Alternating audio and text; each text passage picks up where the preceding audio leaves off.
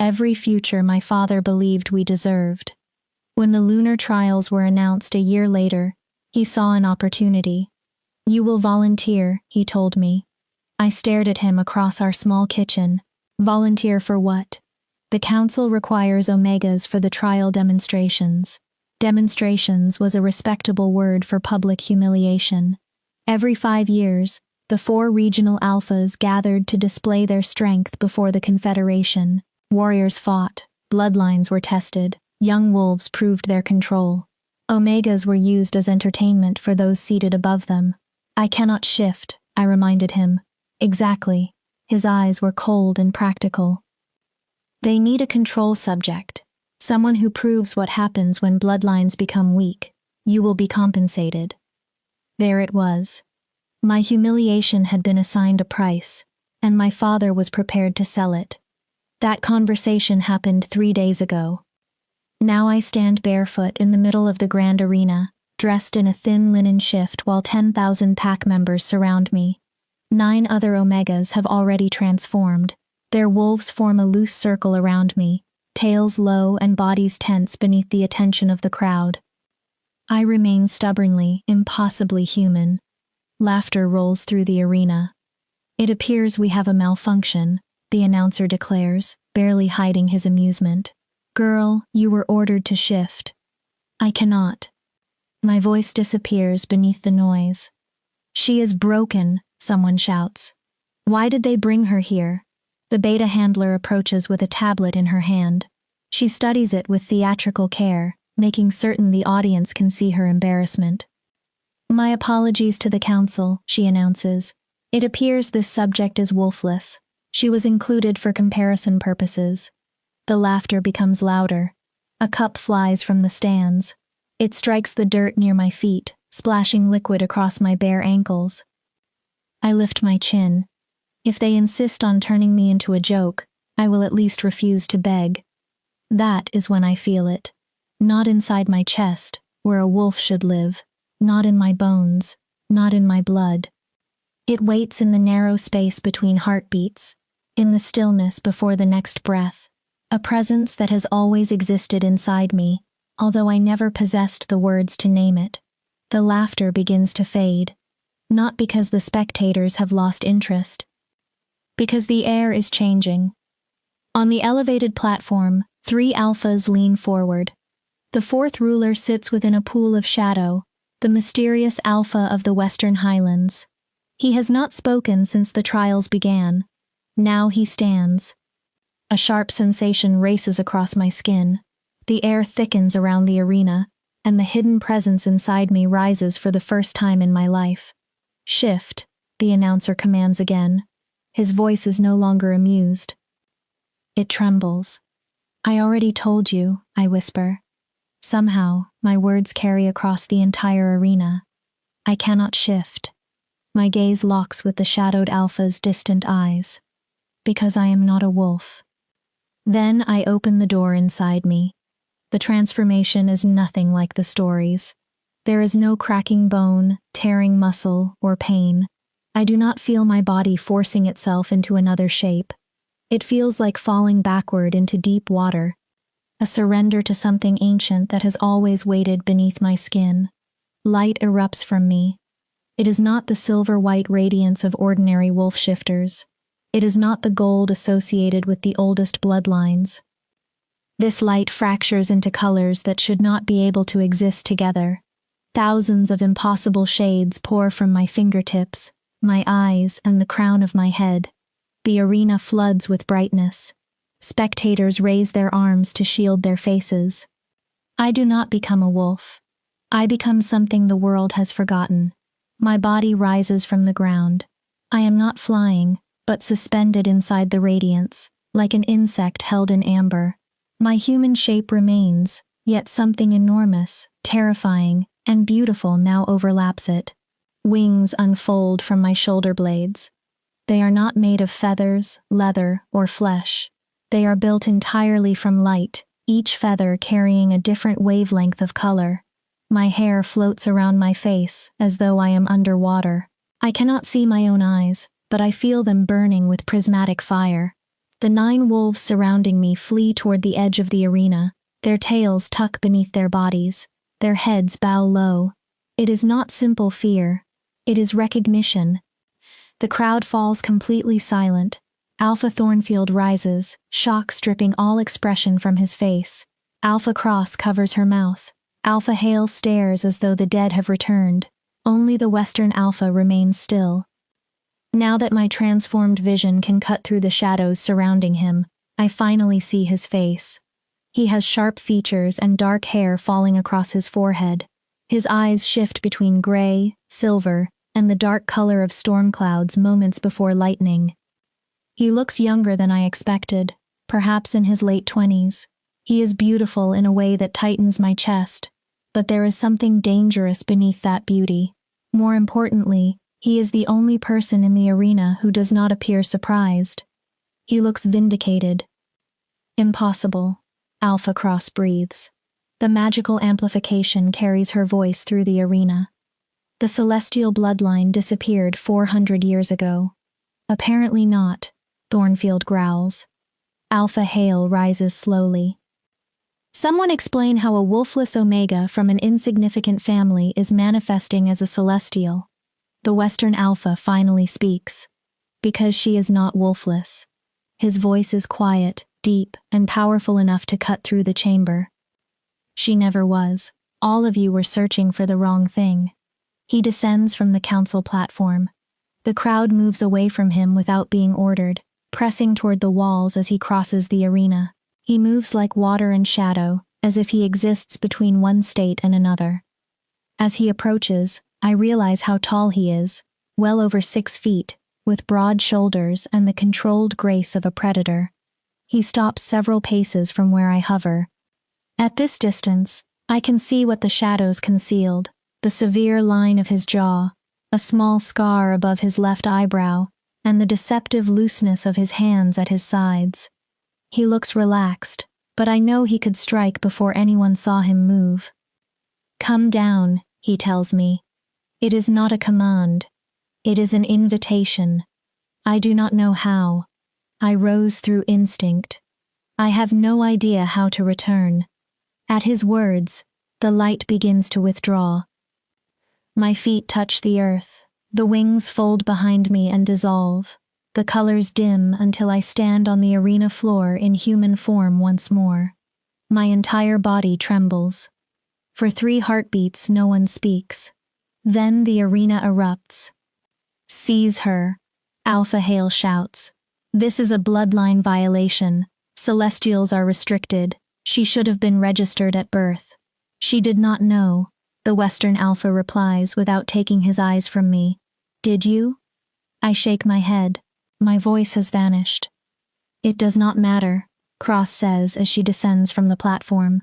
Celestial manifestation falls under council authority.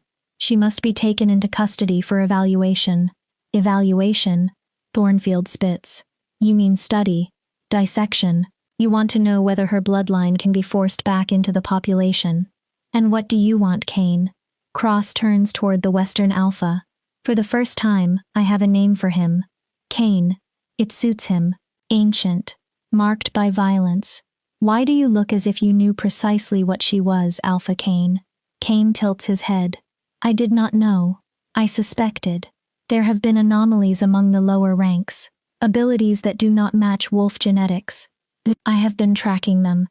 Tracking restricted bloodlines without informing the council? Hale asks.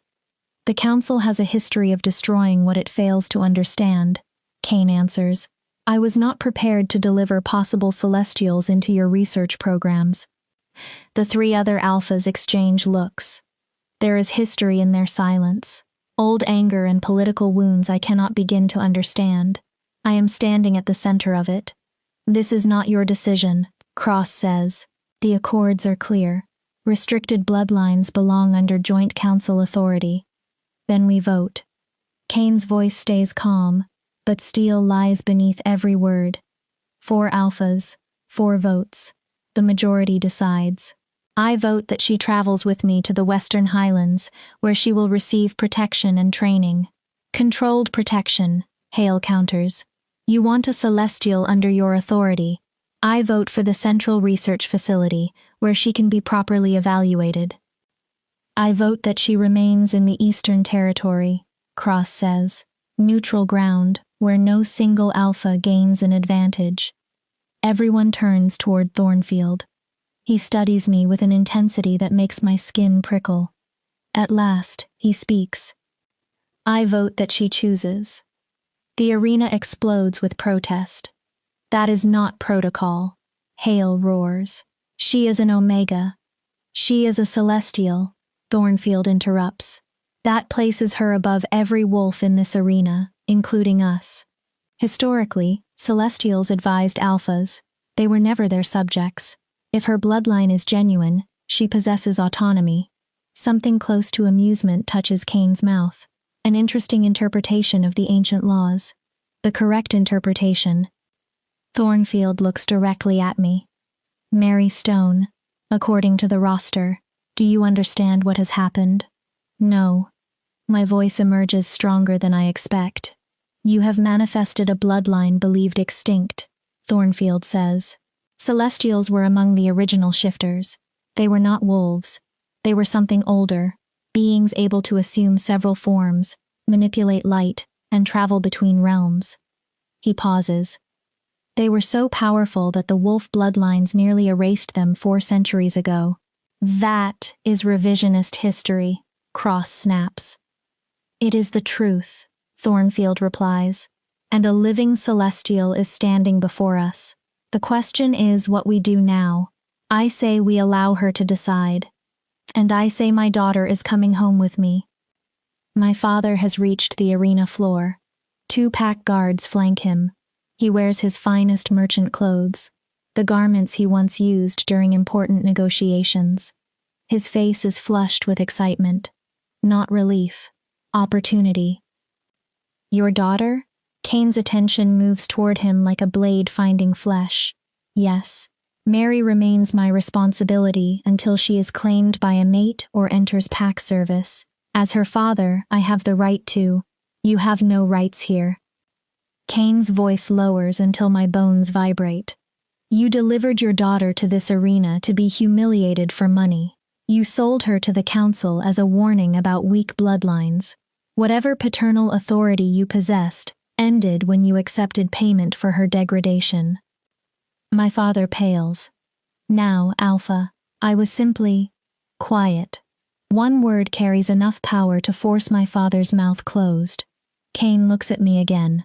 Mary Stone, you have 3 choices. Travel with me to the Western Highlands, where I can protect you and teach you control. Go with Cross to the Eastern Territory for study. Or allow Hale to take you to the Central Facility, where researchers will examine every part of you. His eyes move briefly toward the stands. Choose quickly. The crowd will not remain obedient much longer. He is right. The energy in the arena is changing. Shock is fading. People are beginning to understand that my existence threatens everything they believe about bloodlines and power. Fear is replacing wonder. Fear makes crowds dangerous. She deserves time to consider, Cross argues. She needs safety, Kane replies. Immediately. I look at the alphas debating my future as though I am an object they have discovered. Then I look at Kane. He stands slightly apart, waiting for my decision instead of attempting to make it for me. Our eyes meet. I see something I did not expect. Understanding. He knows what it means to be different, to be feared, to have powerful people look at you and see something they must own. I will go with Alpha Kane. My father steps toward me. Mary, you cannot simply. I can. I face him fully. You sold me, father. You brought me here to become a spectacle. You do not get to pretend you care now that I have become valuable. His face turns red. I cannot tell whether it comes from anger or shame. Hale rises again. This arrangement is irregular. I am demanding a formal council review. Demand whatever you like, Kane says. He has moved closer to me. I can feel the heat radiating from him. She leaves with me now, unless you intend to challenge me for her. Tension cracks through the air. For one moment I believe Hale might accept. He might transform and turn a political argument into violence. Cross places a hand on his arm. Leave it, she says softly. For now. We will reconvene under proper protocol. This is not finished, Hale promises. No, Kane agrees. It is not. He turns toward me. His expression softens by a fraction. Can you walk? I nod, although my legs feel unsteady. Then stay beside me. Do not turn around. Do not respond to anyone. Walk. He moves toward the private exit beneath the council platform. I follow. The crowd parts, but their voices pursue us. A celestial. They were supposed to be dead. She is leaving with the Western Alpha. What does he want from her? Iris appears beside the pathway. My sister pushes through the spectators, her face pale with fear. Mary, wait. Let her go. My father catches Iris by the arm and drags her back. She made her choice. I meet my sister's eyes. I want to tell her I forgive her for remaining silent while our father punished me. I understand that she was trying to protect what remained of her own future. I do not blame her for the decisions he made. Kane's warning echoes in my mind. Do not acknowledge anyone. I look away and keep walking. We leave the arena through a tunnel reserved for alphas. The crowd fades behind us until only our footsteps remain, echoing against the stone. I become painfully aware that I still wear the thin linen shift supplied for the demonstration. My feet are bare, my hair disordered, and dirt stains my ankles. I must look absurd, a frightened girl in sleeping clothes following one of the most dangerous alphas in the Confederation. You are shaking, Kane observes. I discovered that I can turn into something believed extinct while 10,000 people watched, I reply. Shaking seems appropriate. A sound leaves him that might be a laugh. Fair. We emerge into daylight. A sleek black vehicle waits outside. A driver stands beside it, maintaining an impressively neutral expression when he sees me. The Fortress Alpha? Yes. Samuel. Kane gives him a meaningful look. No stops, no diversions, no communication until we are behind the wards. Understood. Kane opens the rear door. I hesitate. This is the last moment in which I could turn back. Once I enter, I will place myself inside the territory of an alpha I know only through rumors. But what is the alternative? Return to the father who sold me, accept Cross's studies, submit to Hale's researchers. Kane is the only one who offered a choice. He is the only one who looked at me as though I were a person instead of a puzzle. I enter the vehicle. Kane sits beside me, leaving a respectful distance between us. The door closes, sealing us inside a private world of tinted windows and the quiet vibration of the engine. We pull away. Through the glass, I watch the arena disappear behind us. My sister, my father, and the pack that rejected me remain somewhere within its walls. You have questions, Kane says. I have thousands. Only one finds its way out. Did you know what I was? I suspected, he corrects. There have been other manifestations. Not celestials, but bloodlines, believed extinct appearing in places no one expected. Wolf shifter genetics are changing, perhaps failing, perhaps evolving. I have documented cases for 3 years. Why? He watches the landscape pass outside the window. Because the council wants to believe wolves represent the height of shifter evolution, the strongest, the rightful rulers. Ancient texts describe something different. What do they say? That celestials could become many things: wolves, bears, eagles, serpents. That they manipulated elements, crossed between realms, and lived for centuries. Wolves did not inherit the world because they were more powerful. They inherited it because they were more efficient at reproduction and war. And you believe celestials are returning. I believe the universe corrects imbalance. Wolves nearly eradicated the celestial bloodline 400 years ago, but a bloodline cannot always be erased. Sometimes it becomes dormant. It hides until conditions allow it to surface. His eyes meet mine. You are not an anomaly, Mary. You are a harbinger. A chill moves down my spine. What if I do not want to be one? What if I only want to be normal? then transforming in front of 10,000 witnesses was unfortunate. There is no cruelty in his words. Normal ended when you illuminated that arena.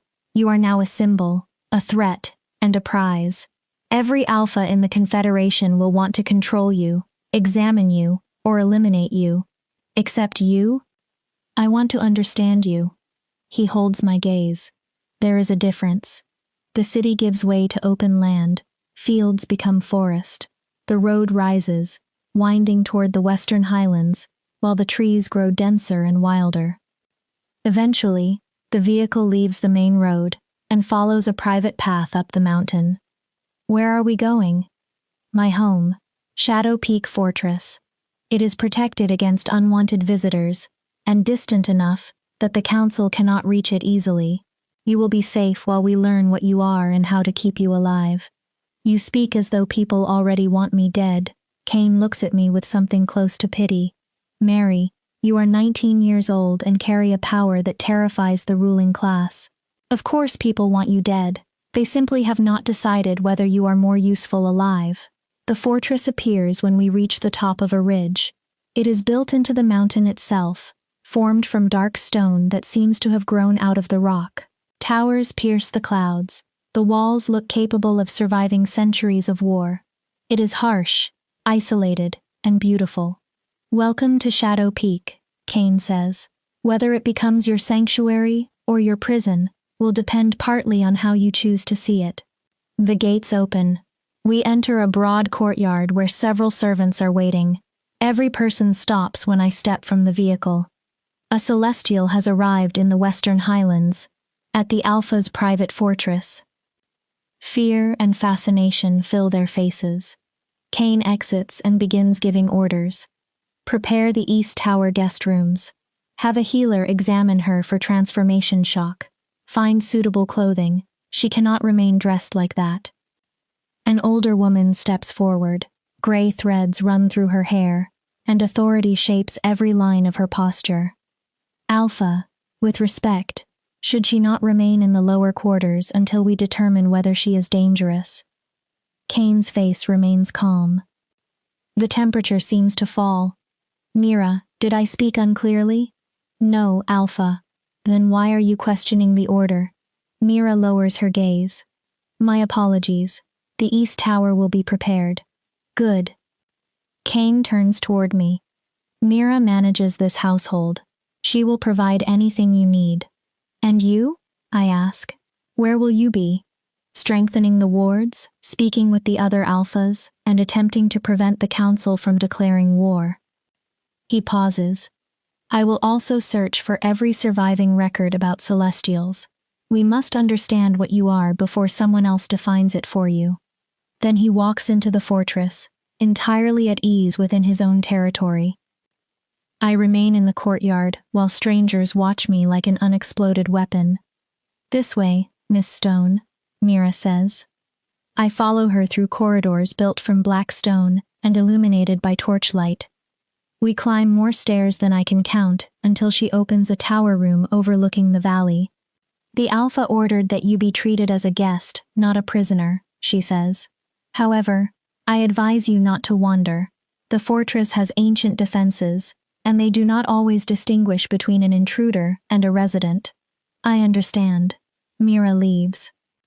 I walk toward the window. Forests stretch for miles below.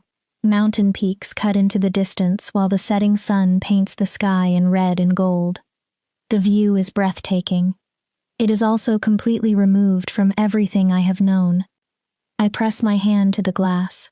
Light refracts through my fingers in faint prismatic colors, even though I am no longer transformed. What am I? And what have I begun to become? Chapter 2. The Beast in Beautiful Skin. The healer arrives about an hour after Mira leaves. She is younger than I expected, perhaps 30, with gentle eyes and hands that glow faintly silver when she checks the pulse at my wrist. She is a wolf shifter, but nothing about her feels threatening. My name is Petra, she says.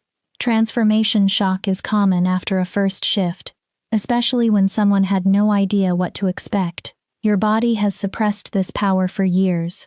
Releasing so much energy at once should have rendered you unconscious. I feel fine. You feel numb, she corrects. That is not the same. She guides me toward the enormous bed. The shock may arrive tonight. Fever, nightmares, hallucinations, confusion. Your mind has to process everything that happened. Nothing about this feels normal. A small smile touches her face. That is fair. Still, you are managing better than most people would. I have treated wolves who understood their first shift and still collapsed afterward. You manifested as a supposedly extinct bloodline in front of thousands of hostile witnesses and remain coherent. That requires strength. The words ease something tight inside me. Thank you. Petra examines my eyes and reflexes. She studies the prismatic shimmer clinging to my skin like oil over water. Eventually, she sits back. Physically, you are remarkably healthy.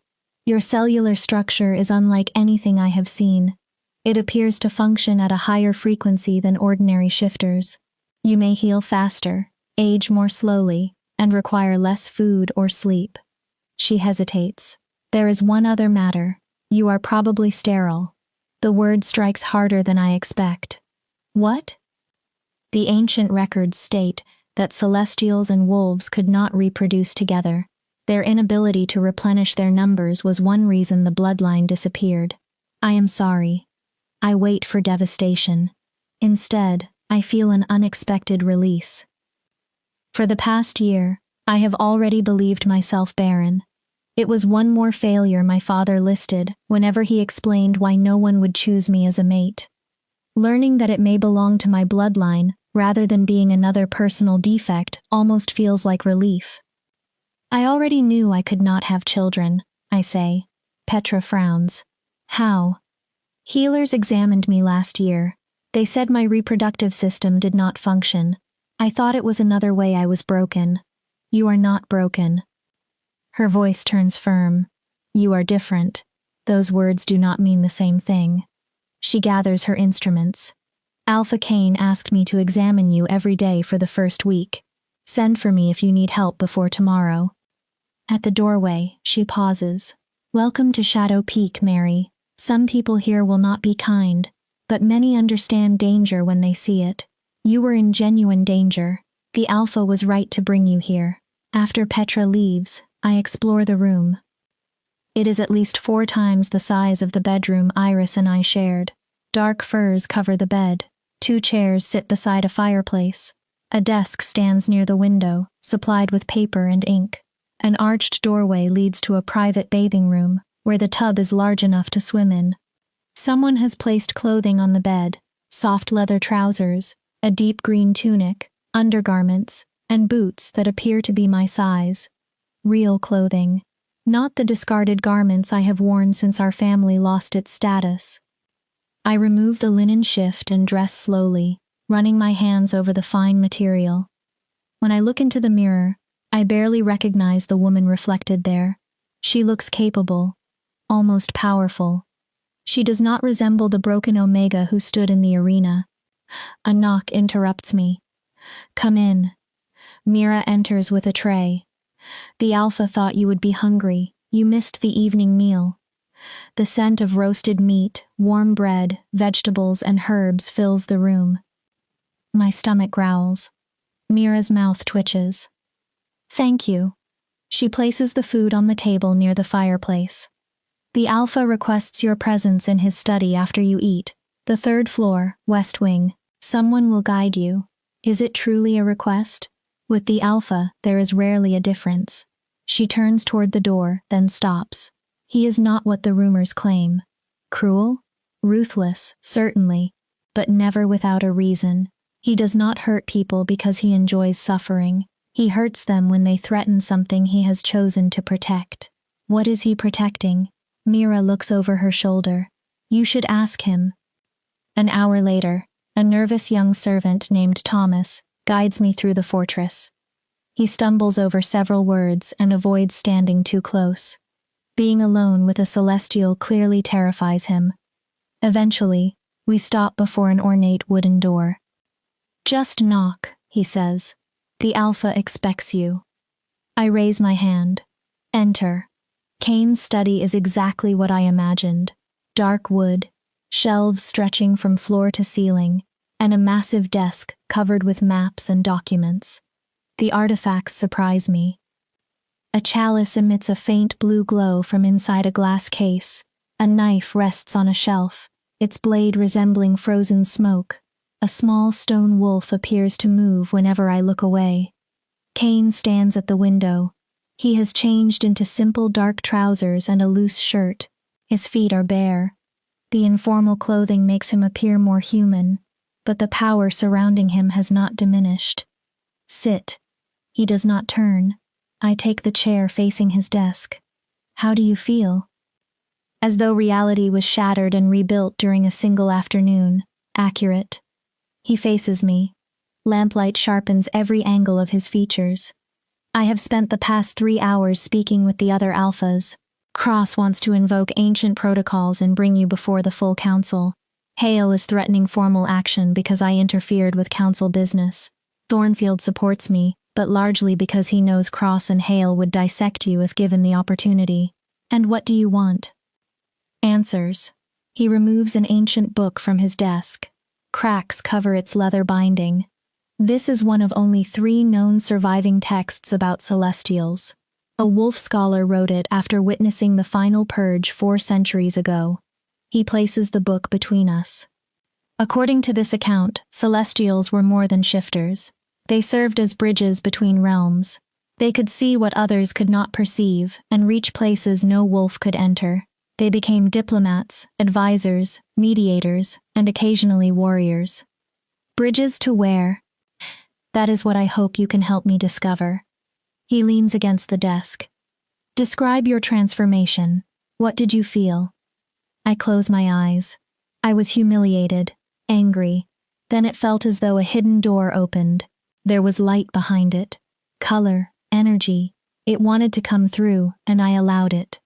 You allowed it? Yes, it did not force me. It waited for permission. Kane studies me. The old texts claim Celestials had to consent to transformation. Wolves respond to instinct, alpha authority, and the moon. Celestials chose whether to shift and what shape to assume. How does that make me dangerous? Because ordinary methods of control may not affect you. Pack hierarchy binds wolves. Alpha commands bind them. Lunar cycles influence them. You may be autonomous in a way that terrifies rulers who depend upon obedience. I do not want to frighten anyone. Wanting has little to do with it. He closes the book. We need to test your abilities somewhere the council cannot observe. A training chamber exists beneath the fortress. It is warded and soundproofed. Young wolves use it while learning control. When do we begin? Tomorrow. Petra expects the shock to reach you tonight. You need rest. He straightens. There is another issue. The council will demand a formal hearing within the week. They will question you, test you, determine your loyalties, and vote on whether you receive autonomy, supervision, or elimination. Yes.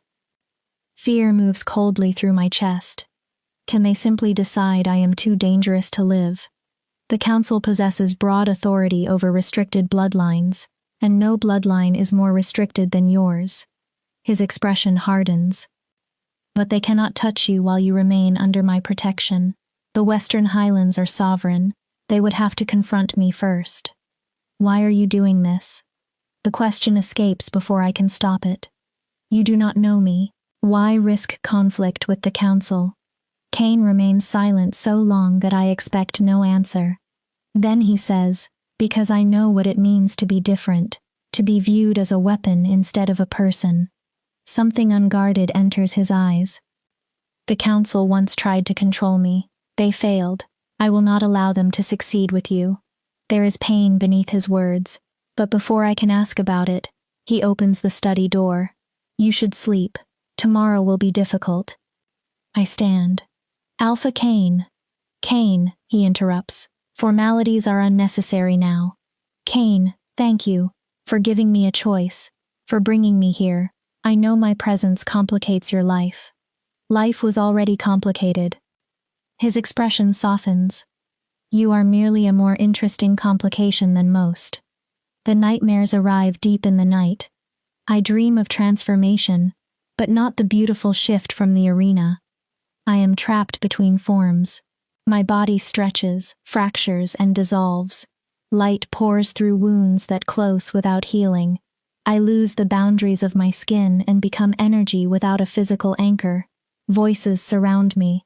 Thousands of them speak languages I have never learned, yet somehow understand. Remember. Wake. Find us. You are not the first. You will not be the last. Remember what we were. Remember what they stole. I wake screaming. The door crashes open. Cain enters without a shirt, eyes wild, moving with the speed of someone who began running before he understood why. He searches the room for a threat. Then he sees me. Nightmare, I gasp. Petra warned me. I heard you from 3 floors below. His breathing is hard. Adrenaline still controls his body. I am sorry. I did not mean to. Do not apologize. He drags one hand through his hair. Transformation shock affects everyone differently. Yours may be manifesting as dreams. They were not only dreams. My voice falls to a whisper. I heard other celestials. His attention sharpens. What did they say? I repeat everything I remember. With every sentence, his expression becomes more serious. Celestials may have shared a collective consciousness, he says. The texts mention communication across great distances. They exchanged knowledge and felt one another's deaths. You believe the voices still exist? I believe the consciousness may be dormant. If enough celestials awaken, it could become active again. Then there are others like me. There may be, or there will be. Your manifestation could trigger other sleeping bloodlines across the Confederation. He sits on the edge of my bed. The casual gesture surprises me. This is larger than we understood, Mary. You may be the first stone to fall. I draw my knees toward my chest. I am frightened. Good. Fear encourages caution. He rises. Try to rest. Someone will remain outside your room in case the nightmares return. Wait. He stops. The voices told me to remember what the wolves stole. What did they take from the Celestials besides their lives? Moonlight cuts across his face. Everything, he says quietly. Their history, culture, language, even their name. Celestial is the word wolves used. No surviving record tells us what they called themselves. That was genocide. Yes. He leaves and closes the door softly. I do not sleep again. I watch darkness give way to morning while the sun rises above the mountains. I wonder what memories lie inside my blood, waiting for me to find them. By dawn, I have made a decision. I will remember. I will search for the others. And I will do everything within my power to ensure that no one erases us again, even if that places me against the council ruling our world. Chapter 3. The Training and the Question. The training chamber is not what I expected. Cain leads me deep beneath the inhabited levels of the fortress. We pass storerooms and kitchens, then descend stone stairs that become older and more worn with every level. The air grows cooler and damper. Energy presses against my skin. Shadow Peak was constructed over ancient ruins, Cain explains. No one knows who built the original foundations. They understood magic in ways modern shifters have lost. We reach a door carved with symbols I cannot read. Cain presses his palm to the wood. Silver light moves through the carvings.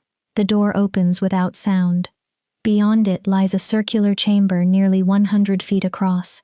Smooth black walls absorb the torchlight. Interlocking circles and ancient symbols cover the floor.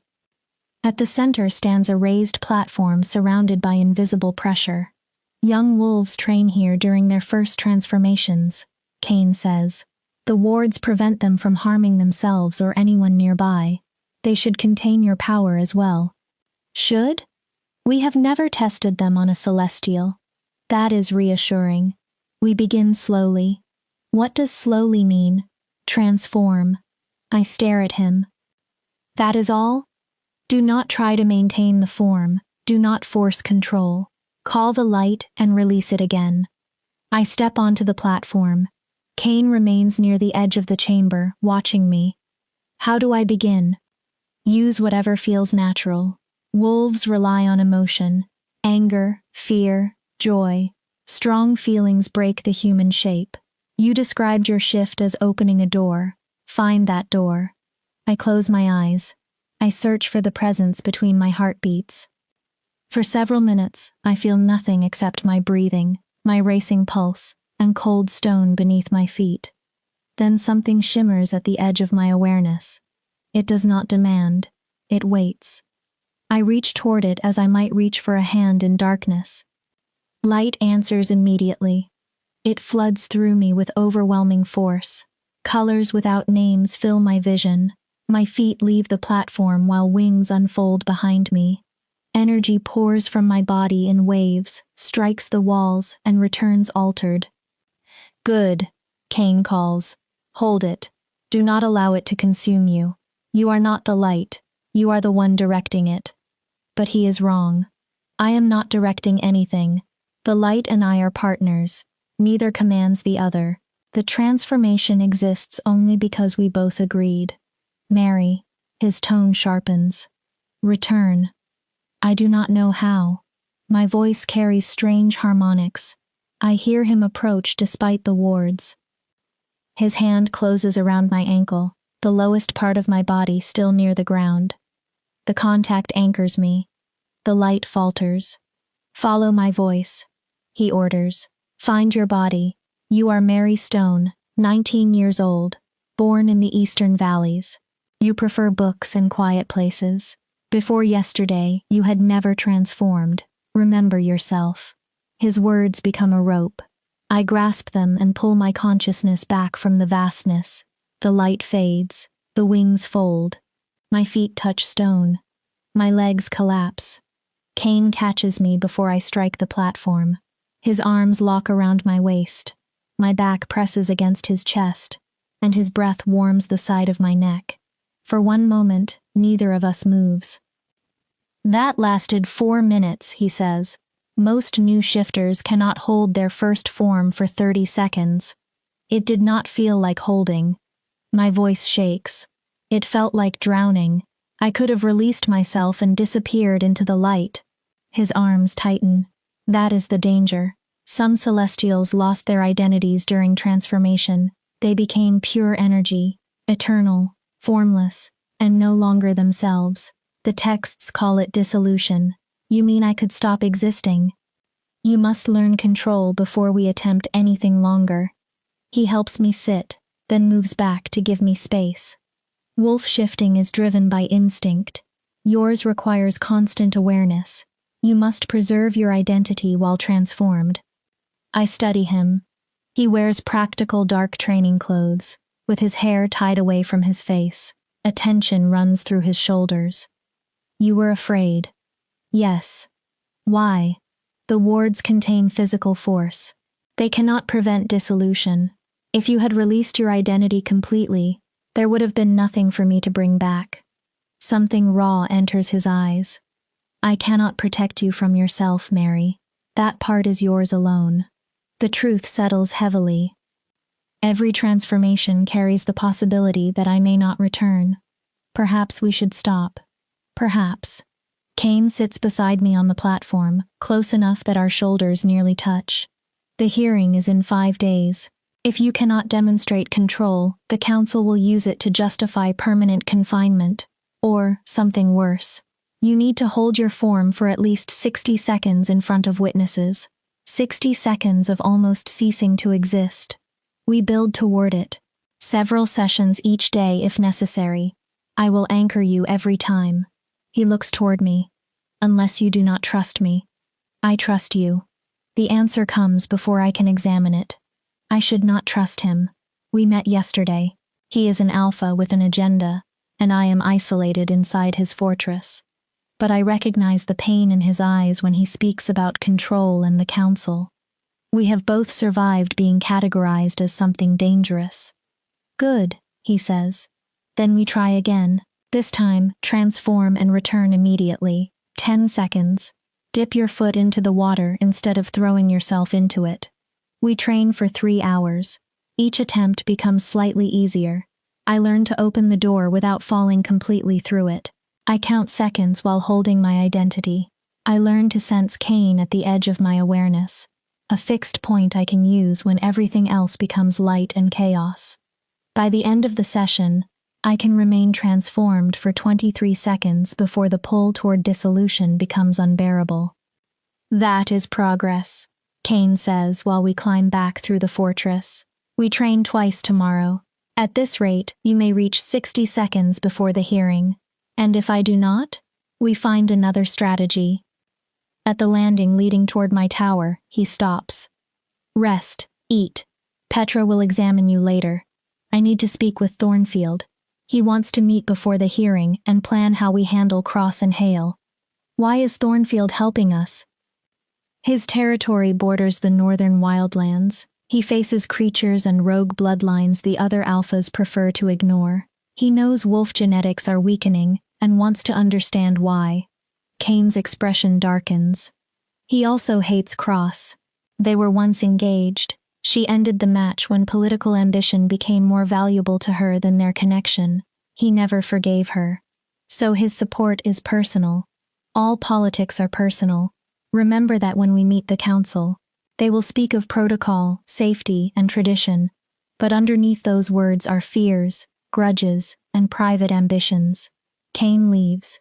The afternoon moves slowly. I bathe, eat, and attempt to read a romance someone placed in my room. It tells the story of a weak human woman who falls in love with a powerful shifter. Her greatest concern is whether he will accept her despite her lack of strength. I throw the book across the room. The heroine does not risk dissolving into energy whenever she becomes emotional. Petra arrives later and checks my condition. You are remarkably stable. She records notes on a tablet. Your transformation has spread across every territory. Some packs call you a miracle. Others demand confinement. One group claims you are a sign of the apocalypse. Wonderful. I always hope to become apocalyptic. Petra laughs softly. The council scheduled your hearing for 4 days from now at noon in Central Hall. All 4 alphas will preside. Representatives from every major pack will attend. Will I be physically safe? Yes. Ancient wards protect the hall. No one can commit violence inside. And politically? That depends upon your performance and how badly the council wants an example. After Petra leaves, I watch sunset cover the mountains. I think about Iris. Does she worry for me? Or is she relieved that her wolfless sister has become someone else's responsibility? A knock interrupts the thought. I expect a servant. Cain enters instead. He has changed into formal clothes. His hair hangs loose around his face, making him appear both more civilized and more dangerous. I thought you might prefer company at dinner. I would. 2 servants carry in enough food for several people. They arrange it beside the fireplace, light the flames, and leave. Cain gestures for me to sit. I spent the afternoon studying the oldest celestial text. I found something curious. What? Before a dangerous journey or important decision, Celestials shared a meal with the person they trusted most. They called it witnessing. If the Celestial did not return, someone would remember their true intentions and who they had been. You want us to witness each other? I want you to know that whatever happens at the council, I will remember Mary, not merely the Celestial, the political threat, or the power everyone wants. Emotion tightens my throat. I nod. We eat quietly for a while. After days of fear and exhausting training, the ordinary peace feels precious. May I ask you something? Anything. You said the council tried to control you. What happened? His face closes. It is a long story. We have time. For several moments, I believe he will refuse. Then he sets down his glass. I was not born to become Alpha. My older brother inherited that position. I was intended to serve as his beta. He looks into the fire. When I was 20, I developed abilities that did not match wolf genetics. I could manipulate shadows, travel through darkness, and see wavelengths invisible to ordinary shifters. The council declared you restricted. Yes, they wanted to examine me, breed me, and determine whether the power could be reproduced. What did you do? I challenged my brother for leadership. I killed him during ritual combat and claimed the Western Highlands before the council could seize me. He meets my eyes. There is no shame or regret in his expression. You killed your brother.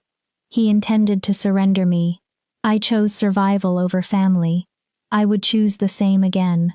The brutality should horrify me. Instead, I understand. When people decide that your body belongs to them, survival changes the meaning of morality. Does being different become easier? No, you learn to build walls. You allow very few people close enough to see you clearly. Eventually, you accept that most will never understand, and that their failure is not yours. Have you allowed anyone close? His smile turns bitter. Once, she was a beta from the Eastern Territory. Intelligent, beautiful, ambitious. I believed she saw me rather than my abilities. She was a spy sent by Cross. What happened? I exiled her. She died while crossing the Winter Mountains. I am sorry. I am not. That was 5 years ago. Since then, I have been careful about trust. Yet you brought me here. Yes. Why? He studies me as though looking beneath my skin. In the arena, you stood alone while thousands mocked you, yet you refused to lower your head. You were not fighting to prove them wrong. You were enduring, surviving. His voice softens. Then you transformed, and I understood you were like me, someone who slipped through the spaces between what the world expects and became something it has no name for. I am not strong like you. I cannot fight. I barely understand how to exist.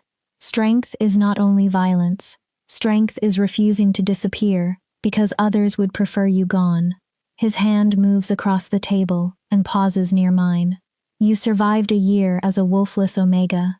You survived your father's betrayal. You survived the arena. You are stronger than you believe.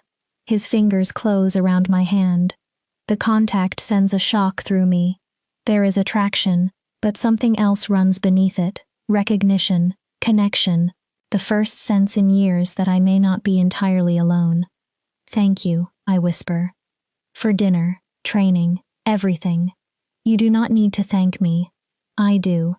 We remain with our hands joined while the fire burns beside us. Eventually Cain withdraws and stands. It is late. We train tomorrow. Thornfield arrives the following day and will want to assess you before the hearing. Will he be friendly? Thornfield is never friendly.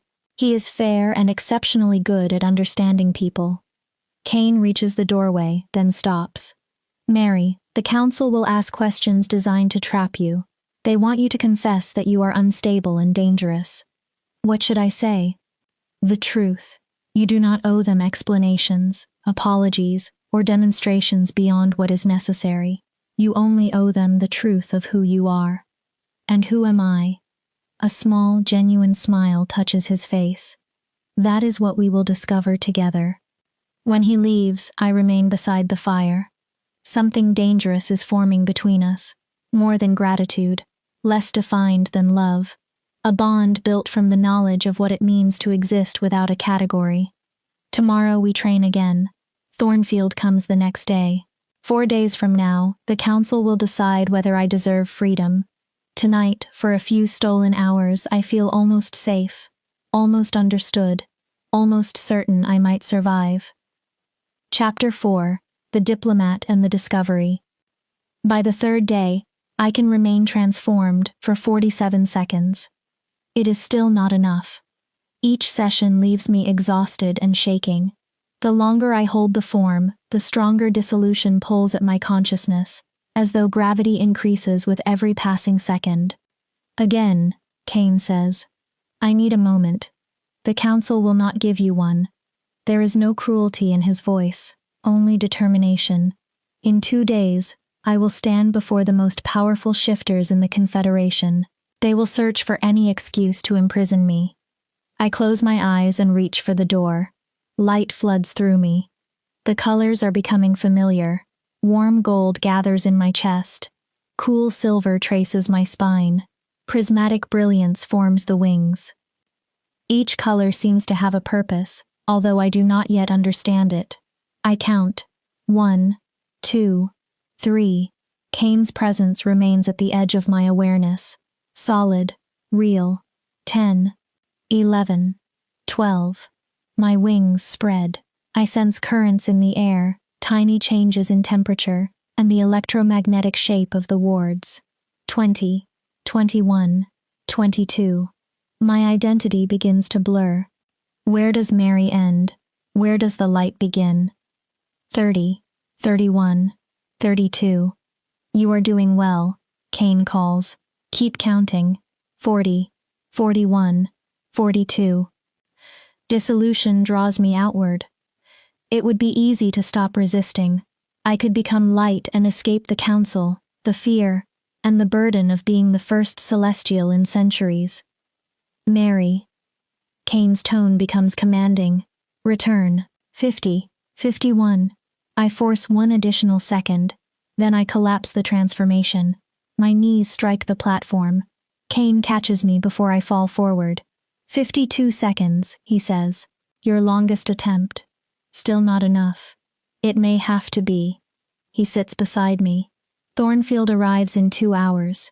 You need to recover and prepare. What is he truly like? Brilliant, ruthless when necessary. He plans several moves ahead in every political conflict. Kane considers his next words. He is also lonely. Leadership isolates every alpha, but Thornfield feels it more than most. His territory stands at the edge of civilization. You sound as though you understand. I do. His gaze settles on me. We are all lonely in different ways. Mira arrives in my tower carrying a deep blue velvet dress woven with silver thread. The color emphasizes the prismatic quality that has remained in my eyes. She arranges my hair with efficient hands. The Northern Alpha judges appearance before substance, she says. He must see someone controlled and composed, not a frightened girl. I am frightened. Then become better at hiding it. Her eyes meet mine in the mirror. Sometimes survival begins with pretending to be stronger than you feel. When she finishes, the woman reflected in the glass appears older and more refined. Kane arrives at sunset in formal black clothing. His hair is tied back. His eyes widen slightly when he sees me. You look... He stops. Good. You look good. So do you. We hold each other's gaze too long. Then he offers his arm. Thornfield is waiting. Are you ready? No. Good. That means you understand the danger. The great hall has towering ceilings, stone pillars carved with wolves, and a fireplace large enough to roast an entire deer. Thornfield stands with his back to us, studying one of the carvings. He is tall but leaner than Kane. Silver threads run through his dark hair, although he appears to be in his 30s. When he turns, his eyes are pure wolf gold, even in human form. Kane. His voice is cultured and precise. Thornfield. This is Mary Stone. The golden eyes settle on me. He studies every detail. Hair, dress, posture, hands. The Celestial, he says. You are younger than I expected. I am 19. Exactly. He circles me slowly. 19. First manifestation 3 days ago. No training or understanding of your abilities. In 2 days, you face the council. He stops in front of me. Do you understand how thoroughly Cross and Hale intend to destroy you? I am beginning to. No. They will order a demonstration, then use it to describe you as unstable. They will cite Celestials who lost control and destroyed settlements during dissolution. After frightening everyone, they will offer 2 choices: containment for public safety or elimination. Cold moves through me. Kane said I could not be harmed inside Central Hall. You cannot be killed there, Thornfield agrees. But they can sentence you. Once the judgment is issued, the wards will no longer protect you outside. I look toward Cain. You did not tell me it was this serious. I was not certain, he says. Thornfield has sources inside the other territories. If he confirms the plan, we must assume it is real. Cross wants you alive, Thornfield continues. She believes celestial genetics could repair weakening wolf bloodlines. She is wrong, but that will not prevent her from trying. What do? We make autonomy the only lawful choice. He walks toward a table covered in old documents. Ancient law states that a celestial cannot be confined without consent unless that celestial has committed a crime. You have committed none. They will argue my existence is dangerous. Then you demonstrate perfect control and make action against you politically expensive. Thornfield unfolds an ancient charter. This grants celestials the right to serve as independent advisors to any alpha who asks for their counsel. If you formally accept a position before the hearing, you gain protections the council cannot easily override.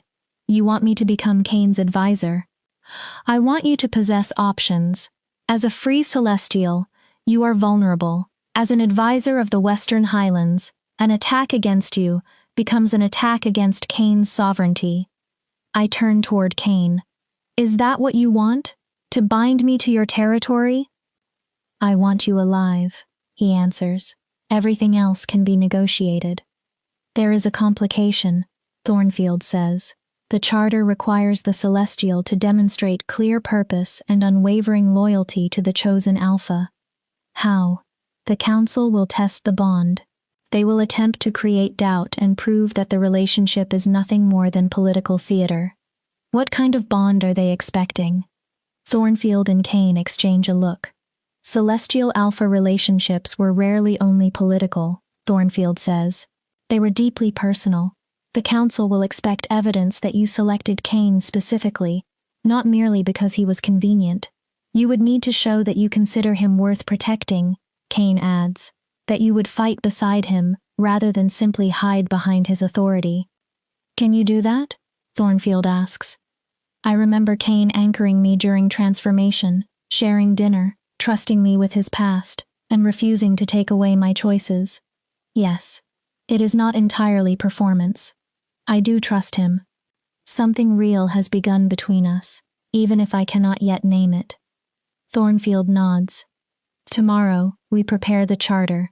You both sign it before witnesses. At the hearing, Cain invokes its protection when Cross challenges your control. And if they ignore the charter? Then we have a greater problem. It would mean the council is willing to abandon 4 centuries of law. For the next 2 hours, Thornfield explains likely questions, political weaknesses, and possible outcomes. He examines every council tactic as though cutting apart a living body.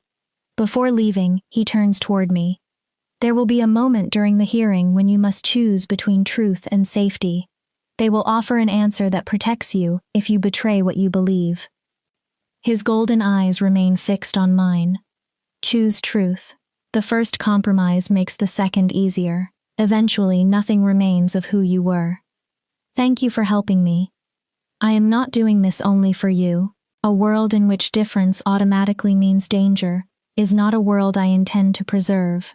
You are the event, forcing us to confront what the Confederation has become. He looks at Cain. Protect her. She is more important than any of us yet understand. After Thornfield retires, Cain and I remain alone in the hall. Are you all right?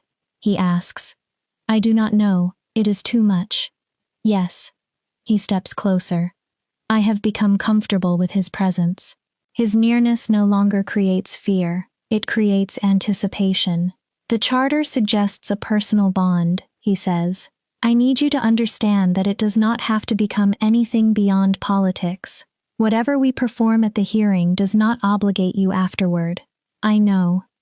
If it became more... He stops and begins again. If our time together developed into something genuine, I would not object. My heart beats hard. You are interested in me as more than a celestial problem. Yes. The answer is direct. But I will not pressure you. Anything between us exists because we both choose it. I move closer. When you look at me, what do you see? A political asset? A celestial? Or Mary? He slowly reaches toward my face, giving me time to move away. His fingers brush a strand of hair aside. I see someone who refused to disappear when the world wanted her gone. Someone who endured an arena without begging. Someone who becomes light and still fights to remain human. His fingertips warm my skin. I see strength hidden beneath vulnerability. Someone worth protecting because of who she chooses to be, not because of what she is. No one has ever spoken about me that way. Then no one has been paying attention. His hand lingers. I need to tell you something before the hearing. I am not skilled at trust. I spent 5 years constructing walls because walls felt safer than betrayal. Vulnerability flickers across his face. You are passing through them. That frightens me. I do not know how to become what you may need. What I need is someone who sees a person instead of a problem. Someone who respects my choices and pushes me to become stronger without punishing me when I am weak. I take a breath. You already give me that. That is basic decency. Basic decency is rarer than you believe. I meet his eyes. Whatever happens at the hearing, my loyalty is not entirely an act. You saved me from the council, and from believing I had no value. That matters. He studies my expression, searching for obligation and finding none. Thank you for trusting me. I will try to deserve it. Possibility fills the space between us. Kane steps back first. Rest. Tomorrow we sign the charter. At dawn the following day, we leave for Central Hall. At the doorway, he turns. Remember what Thornfield said. You owe yourself truth. Everything else is performance. After he leaves, I watch the stars appear above the mountains. Tomorrow I sign my name to the Western Highlands. The next day I face the council. Somewhere during these few impossible days, I have stopped being a frightened girl pretending to possess strength. I am beginning to believe it may already be mine. Chapter 5. The Promise Unspoken. The charter is beautiful. Thornfield presents it during breakfast on ancient parchment. Although the words were written recently, the ink already appears faded with age. The language is formal and difficult, but the central agreement is clear. I, Mary Stone, will serve as celestial advisor to the Western Highlands in exchange for protection, resources, and autonomy. The bond remains permanent unless Kane and I agree to dissolve it. Breaking the agreement carries serious consequences for either side. Sign here, Thornfield says. Kane will sign beside you. I will witness it. Then the charter becomes binding under ancient law. What does a celestial advisor actually do? Whatever the territory requires. Celestials once worked as diplomats, strategists, mediators, and warriors. You will learn the role with time. And if I am terrible at it, you improve. Kane sits across from me, holding a cup of coffee. Shadows beneath his eyes suggest that he slept as poorly as I did. The charter is not about current competence, he says. It gives you legal protection. We discover everything else together. I lift the pen, then hesitate. This could connect me to you for the remainder of my life. Yes. That is a long time to remain bound to someone I barely know. It is. Which is why you must be certain, not merely that the strategy is sound, but that you can live with me and everything attached to my protection. The alternatives are worse. Facing the council alone would leave me vulnerable and without legal standing. Cross and Hale have already made their intentions clear. Or I can bind myself to an alpha who has been honest, respected my choices, and treated me like a person. I sign. My hand remains steady as I write Mary Stone. Kane signs beside me. His signature is bold and decisive. Thornfield adds his elaborate mark beneath ours. Completed. Mary Stone is now the official celestial advisor to the Western Highlands and falls under Alpha Kane's protection. He rolls the parchment. I will carry this to Central Hall myself. Thank you. Save your gratitude until after the hearing. We have not won. We have only obtained a chance. He looks at Kane. Keep her alive until tomorrow. I will attempt it. When Thornfield leaves, Kane and I remain with the weight of what we have done. The charter changes our relationship. I am no longer a temporary refugee sheltered by an alpha. The law binds us together through a connection that has not existed between a celestial and an alpha for 4 centuries. How do you feel? Kane asks. Committed. Frightened. As though I signed away my life. You did not surrender it. You chose a direction. He moves toward the window. I understand this is not ideal. You are attached to a territory you barely know, a role you do not understand, and a man you met days ago. He turns. But I will never use the charter against you. It grants legal authority, but I will not control your personal choices. Even when I make the wrong one? Even then, the council's containment removed every part of my agency. They made decisions supposedly for my safety. I swore I would never do that to someone else. Protection and control are not the same. Most people never learn the difference. We spend the morning in one final training session. I hold the transformed state for 58 seconds.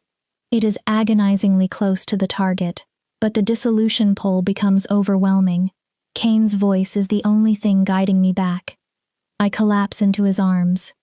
We are out of training time, he says. What happens if the council demands more than I can give? Then we adapt. His arms hold me briefly before he helps me sit. You have accomplished in 4 days what once required years. That matters. Remarkable does not mean safe. Nothing about you is safe, Mary. He brushes damp hair away from my face. That is one reason you are extraordinary. That evening, Mira helps me pack. Everything I own fits inside one bag. The realization makes me laugh. What is amusing? She asks. 5 days ago, I possessed nothing except shame and ruined dreams. Now I possess slightly more nothing, but the clothing is better. Mira's expression softens. You possess your name, your choices, and your future. Those are not small possessions. They feel small when the council wants to remove them. Then do not allow it. She folds a dress. I have served Kane for 3 years. The council pressure, the isolation, and the constant possibility of confinement would have broken many alphas. He survives because he refuses to become smaller for them. She looks at me. You share that quality. I saw it when you entered the courtyard. Terrified, but unbroken. Hold on to it. Did Kane ask you to tell me this? Kane never discusses emotional matters. He understands strategy and remains nearly useless with feelings. A slight smile appears. But I have watched how he sees you. He pushes you during training, yet catches you before you fall. When you are absent, he speaks of you as though you are a mystery he genuinely wants to understand. We barely know each other. Sometimes people recognize one another quickly, especially when they have been lonely in the same way. She closes my bag. I am not telling you what to feel, only that a powerful man who respects boundaries is unusual. One who recognizes both strength and vulnerability is rarer. After Mira leaves, I watch my last sunset before the journey. A knock sounds. Kane enters carrying a bottle and 2 glasses. I thought you might prefer company before the battle. Company would be welcome. He pours amber whiskey. It burns my throat and settles warmly in my stomach. We sit beside the fireplace. Nervous? He asks. Terrified. So am I. He drinks. I have faced the council before, but never with anything this important at risk. If they reject the charter, I do not know what I will do. You will respect the ruling because you must. Will I? His eyes are dark. For 5 years, I have obeyed their restrictions, because war would hurt my pack. This feels different. If they try to take you, I will fight. Perhaps not inside the hall, but afterward. That is madness. You cannot begin a war over one person. Wars have begun for less worthy reasons. He leans forward. You are not merely one person to them.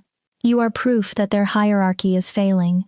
If I allow them to destroy you, I become complicit in everything I claim to oppose. You have known me less than a week. Sometimes recognition happens quickly. His words echo Mira's. In 4 days, you have shown more courage than most demonstrate in a lifetime. You are kind to servants who fear you. You endure training that nearly kills you. You remain honest when lies would be easier. His voice deepens. When I look at you, I see someone real. I am tired of fighting only for territory and political principles. I want to fight for something that matters. My hands tremble as I set down my glass. What are you saying? The charter makes our connection legal. I want the possibility of more. He struggles for the words. Partnership, trust. Someone who can see the worst parts of me without leaving. After Cross's spy, I believed I would never risk it again. You make me want to try. That places a great deal on me. I know, I should not tell you this the night before the hearing, but if something goes wrong tomorrow, you need to understand that my protection is personal, not only political. The question that has existed between us finally becomes clear. Not marriage, not forever. Will you remain? Will you allow something real to grow? Will you risk caring for someone complicated and damaged? A life behind walls would be safer. Nothing could reach me. Nothing could love me either. I cannot promise forever, I say. I cannot promise next week. I can promise honesty. He waits. You frighten me, not because you are dangerous, but because you matter. In less than a week, you have become someone I do not want to lose. That terrifies me more than the council. Hope and vulnerability move across his face. That is enough. I am a disaster, Kane. I am 19. I have no training. I almost dissolve every time I transform. I am not the powerful political asset you may need. You are someone fighting to survive with courage, intelligence, and a refusal to surrender. He interrupts gently. That is everything that matters. He extends his hand, palm upward. An invitation. I study the scars across his knuckles and the slight tremor in his fingers. It is the hand of a warrior, a killer. It is also the hand that has caught me whenever I fell. I place mine inside it. His fingers close. We sit in silence while firelight moves across the room. Whatever happens tomorrow, he eventually says, the council will attempt to define you as a threat, an asset, or a problem. Do not accept their language. His thumb moves slowly over the back of my hand. You are Mary Stone. You survived being wolfless in a society that worships wolves. You became something they thought extinct. You learned control in days. You decide who you become. I will attempt to remember that when they order me to hold longer than I can. If they do, I will intervene. The charter prevents them from exploiting your abilities. You will be beside me? Every moment.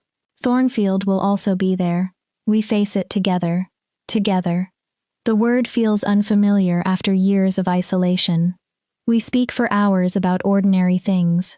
Childhood, books, memories, and the small details that create a life. Kane tells me what it meant to grow in the shadow of an older brother.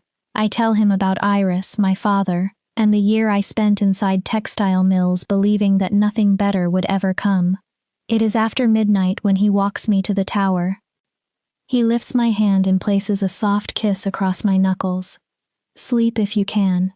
His voice lowers.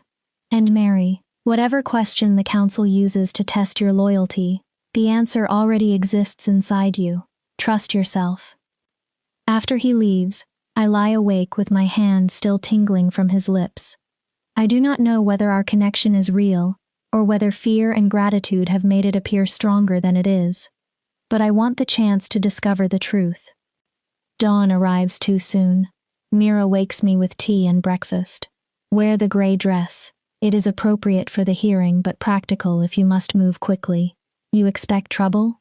Central Hall is protected. The journey is not. Cross and Hale would benefit if you never arrived. We travel in 2 coaches. Kane, Thornfield, and I share the first. Guards fill the second. The chosen route winds through wilderness, adding hours to the journey but reducing the chance of ambush. Nothing attacks us. The possibility follows every mile. Central Hall appears in the late afternoon. It is older than Shadow Peak. built from white stone that glows under the fading sun. Protective wards distort the air around it. Violence is impossible inside, Thornfield explains. A person attempting to attack would find the body refusing. Then why am I still frightened? Because bodies are not the only things that can be destroyed, Kane says, words cut deeply. We are assigned 3 private rooms connected by a shared sitting area. That evening, Cross requests a private audience. No, Kane says immediately. It is a trap. It is protocol, Thornfield replies. She is entitled to question all parties before the hearing. Refusing creates suspicion. I will accompany Mary. Private interviews do not permit companions. Thornfield turns toward me. The decision is yours. Understand that anything you say will probably be used tomorrow. I will go. Kane's jaw tightens. You do not have to. I must face her eventually. Cross receives me in an elegant sitting room. Her auburn hair is intricately braided. Eastern colors cover her formal dress. Every detail announces authority. Mary Stone, thank you for coming. She gestures toward a chair. This is not an interrogation, only a conversation. I sit with my spine straight. I will speak directly, she says.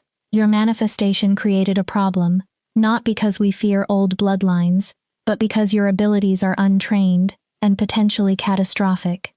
You believe I am dangerous. Your power is dangerous. She leans closer. Historical accounts describe hundreds of Celestials losing cohesion near the end of their civilization. Entire villages were destroyed. Wolves did not conduct the purge solely from prejudice. They acted to survive. That is convenient justification for killing them. Her eyes flash. It is documented history. Now you appear without training, and bind yourself to an alpha who has his own difficulties with control. She studies me. Can you honestly claim that is safe? I am learning. With Kane? She speaks his name bitterly. You have known him for less than a week. How much do you understand about his motives? Does he want you protected, or does he want a Celestial under his authority to weaken the council that has restrained him? Doubt moves through me. Then I remember Kane giving me choices, admitting his past, and keeping careful distance despite what was forming between us. He has been honest. Or he revealed exactly what you needed to see. Cross stands and moves toward the window. Tomorrow will decide your future. If you demonstrate control and agree to regular assessments, the council will probably grant conditional autonomy. Freedom under observation. Safety with supervision. It is the best outcome available. And if I refuse, then we must treat you as an active threat. Her expression is hard but not openly cruel. I am responsible for millions of shifters. Help me protect them. Do not allow attachment to Kane to destroy your chance at a life. The offer is seductive. I could be free, provided I consent to observation, testing, and continued proof that I deserve freedom. But such acceptance would always depend upon obedience. It would be confinement wearing softer language. I will consider it. That is all I ask. Cross's expression softens. One more warning. Tomorrow someone will force you to choose between Kane and what they call the greater good. Think carefully. Your answer will shape everything afterward. When I return, Kane is pacing the shared room. What did she say? I repeat the conversation. Conditional autonomy, he says bitterly. Containment with a prettier name. She sounded reasonable. Cross is skilled at making tyranny sound like compassion. He faces me. If you accept, they will test you forever. One mistake, one refusal, and they will tighten the restrictions. I lived beneath that system for 5 years. Do not volunteer for it. What if she is right? What if I am dangerous? You are dangerous. So am I. So is every alpha. His answer is immediate. The question is whether you use power responsibly. Laboratories cannot answer that. Life does. Thornfield enters after hearing our raised voices. When I explain Cross's warning, calculation fills his face. The loyalty question will not be hypothetical. She intends to force you to choose publicly. What answer protects me? None. Choose Cain, and they call you blindly devoted. Choose the council, and the charter loses meaning. An alpha has little reason to protect an advisor who refuses loyalty in return. So every answer becomes evidence against me. Cain takes both my hands. You choose what is true. If you believe Cross offers the right path, say it. If you believe remaining with me is right, say that. His gaze is intense. I am not asking you to choose me. I am asking you to choose yourself. Later, alone at my window, I stare across the grounds of Central Hall. Tomorrow they will ask the question. Tomorrow I must answer. I still do not know what my truth will be. Chapter 6. The Trial of Light and Shadow. I do not sleep. Every time I close my eyes, another version of the hearing plays inside my mind. In some, I demonstrate perfect control and receive autonomy. In others, I dissolve before thousands of witnesses. In the worst, I speak whatever answer the council wants and lose myself without transforming at all. Morning arrives gray and cold. Mira helps prepare me. Thornfield reviews the legal arguments one final time.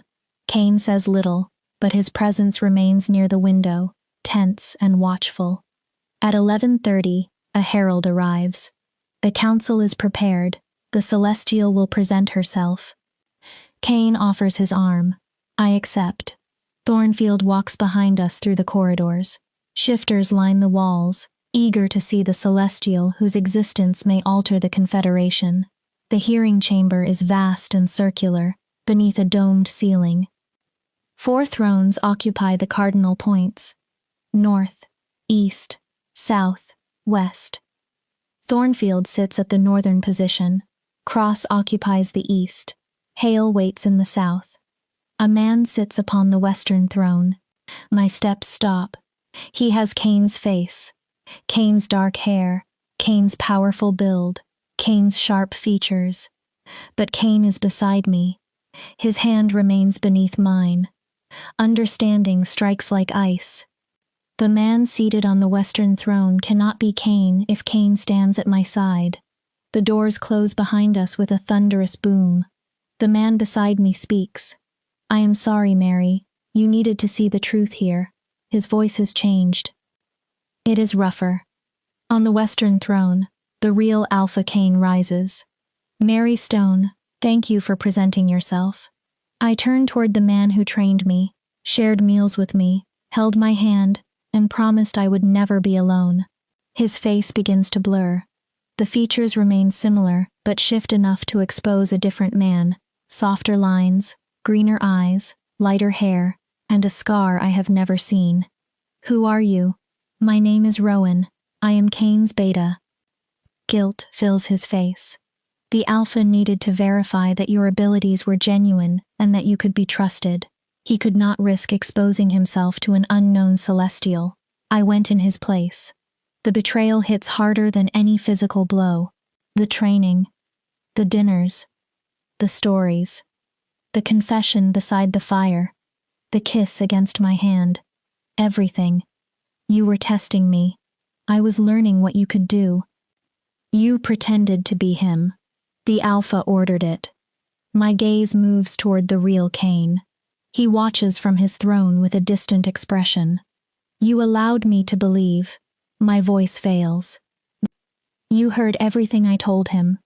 Yes, Cain says. Heat floods my face. Every vulnerable confession was reported to a stranger who had remained safely hidden. Cain descends from the throne. At close distance, I recognize the differences. His movements carry greater authority. His eyes are colder. Power surrounds him in a way Rowan could only imitate. I apologize for the deception, Cain says, but a Celestial appearing after 4 centuries could have been a trap. I could not risk personal exposure until your intentions were known. So you sent someone else to take the risk. Rowan is not expendable. Then why did you send him instead of coming yourself? Cain hesitates. The first crack appears in his control. Because trusting someone once cost me everything. Because you frightened me in a way the council never managed. How? You made me want to believe you were real. His eyes become haunted. When Rowan described your courage, your progress, and the way you refused to surrender, I wanted to trust it. I could not risk discovering I was wrong. And now you know I was foolish enough to fall for your performance. No, I know Rowan did not exaggerate. I also know I destroyed any chance of genuine trust by hiding. You did. Cross speaks from her throne. This is precisely what I warned you about, Mary. Cain manipulated you from the beginning. Enough, Thornfield snaps. His golden eyes turn furiously toward Cain. You never told me about a proxy. You would have objected, Cain says. Yes. And I could not allow sentiment to compromise security. Security? I laugh, but the sound breaks. You feared that I might hurt you, so you sent another man to make me trust him. Mary, Rowan says, what I told you was true, while wearing someone else's face. My history, my respect for you, my feelings, those were real. That makes it worse. Hale rises. If the emotional performance is finished, we have a hearing to conduct. Miss Stone, control your tantrum. Tantrum. Rage cuts through the pain. I learned that the person I trusted never existed, and that the alpha I bound myself to watched me become attached to his substitute. You call that a tantrum? I call it emotional instability, Hale replies. You cannot control your feelings, yet you expect us to believe you can control celestial power. My emotions are human, my power is not. I force myself to breathe. They want me unbalanced. What do you require? A demonstration, Cross says. Transform and hold the form for 60 seconds. I look at Cain. If I succeed, then we discuss the terms of autonomy, Thornfield says. But you should understand that although the charter is legally valid, the personal bond supporting it is compromised. They would be right to question it. I walk toward the center of the chamber. Circular wards are carved into the marble beneath my feet. I close my eyes and reach for the door. It resists. When it finally opens, the light is sharper and angrier than before. Crimson cuts through gold, deep blue bleeds into silver. My wings unfold with enough force to send wind through the chamber. Transformed sight reveals every emotion. Fear in Cross. Satisfaction in Hale. Regret in Cain. His regret hurts the most. I count. 1, 2, 3. Dissolution pulls harder than it ever has. My emotional anchor has shattered. Why preserve a human identity when being human means betrayal? 10, 11, 12. She is unstable, someone whispers. 20, 21, 22. Her cohesion is failing. 30, 31, 32. They are correct. My consciousness spreads across too much space. It would be so easy to disappear and never face the humiliation of being deceived before the entire Confederation. 40, 41, 42. Mary, Rowan calls. Come back, you can do this. His voice no longer anchors me. I cannot trust it. 50, 51, 52. You have demonstrated enough, Thornfield says. Return, I continue. If they are determined to judge me, they will see everything. 60, 61, 62. Mary. The real Cain's voice strikes with alpha authority. Stop now. The command hits my body like force. My transformation collapses. I fall toward the marble with enough speed to break bone. I never reach it. Cain catches me. Not Rowan. The real alpha crossed the chamber before I saw him move. His arms absorb the impact. Terror fills his eyes. 73 seconds, he says roughly. You held the form for 73 seconds, longer than any celestial described in the records. Release me. No, your consciousness is still scattered. I said let me go. I struggle. His grip remains firm. Not until you are stable. You pushed too far. His face is close to mine. And I am sorry. I made the wrong choice. I will spend as long as necessary earning your trust. You cannot restore what never existed. It existed. He forces me to meet his eyes. Every truth Rowan spoke came from me. He carried my history, my thoughts, my fear, and my hope. I was a coward for refusing to face you directly, but the feelings were not false. Then prove it. My voice is bitter. Stand before the council and tell them why you truly brought me to Shadow Peak. No substitute, no performance. You. A decision enters his expression. Kane rises while still holding me, then faces the council. You want to know why I brought Mary Stone to the Western Highlands? His voice fills the chamber. Not for research, not primarily for political advantage. I brought her because I saw someone who survived circumstances that should have destroyed her. I recognized my own isolation in her eyes. He looks down at me. For 4 centuries, the celestial bloodline was believed dead. Then the universe returned one now. I wanted to understand why. That is sentiment, not an argument, Hale says. It is truth. Kane faces him. The charter is necessary because Mary needs protection from people who see her as a thing to contain. I am tired of watching this council destroy what it cannot control. Bold words from an alpha we have contained for 5 years, Cross says. You have not contained me. You have delayed me. Kane's arms tighten. Mary just held a celestial transformation for 73 seconds with almost no training, while under emotional distress and surrounded by hostile witnesses. She is not the problem. Your fear is. The chamber erupts. Cross and Hale demand supervision. Thornfield invokes the charter and ancient law. Voices collide until individual arguments become impossible to distinguish. Kane continues to hold me steady. Despite my anger, I lean into that stability. I hate that I need it. I hate that it feels real. Thornfield finally strikes his fist against the throne. Enough. Silence spreads. We have reached an impasse. The charter is valid, but the bond supporting it was created through deception. Mary demonstrated extraordinary control, but also instability under distress. He looks toward me. I propose a compromise.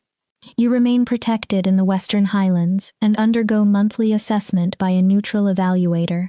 After 1 year without harmful incidents, you receive full autonomy. 1 year of supervised freedom. A path toward actual freedom. More than Cross or Hale intend to offer.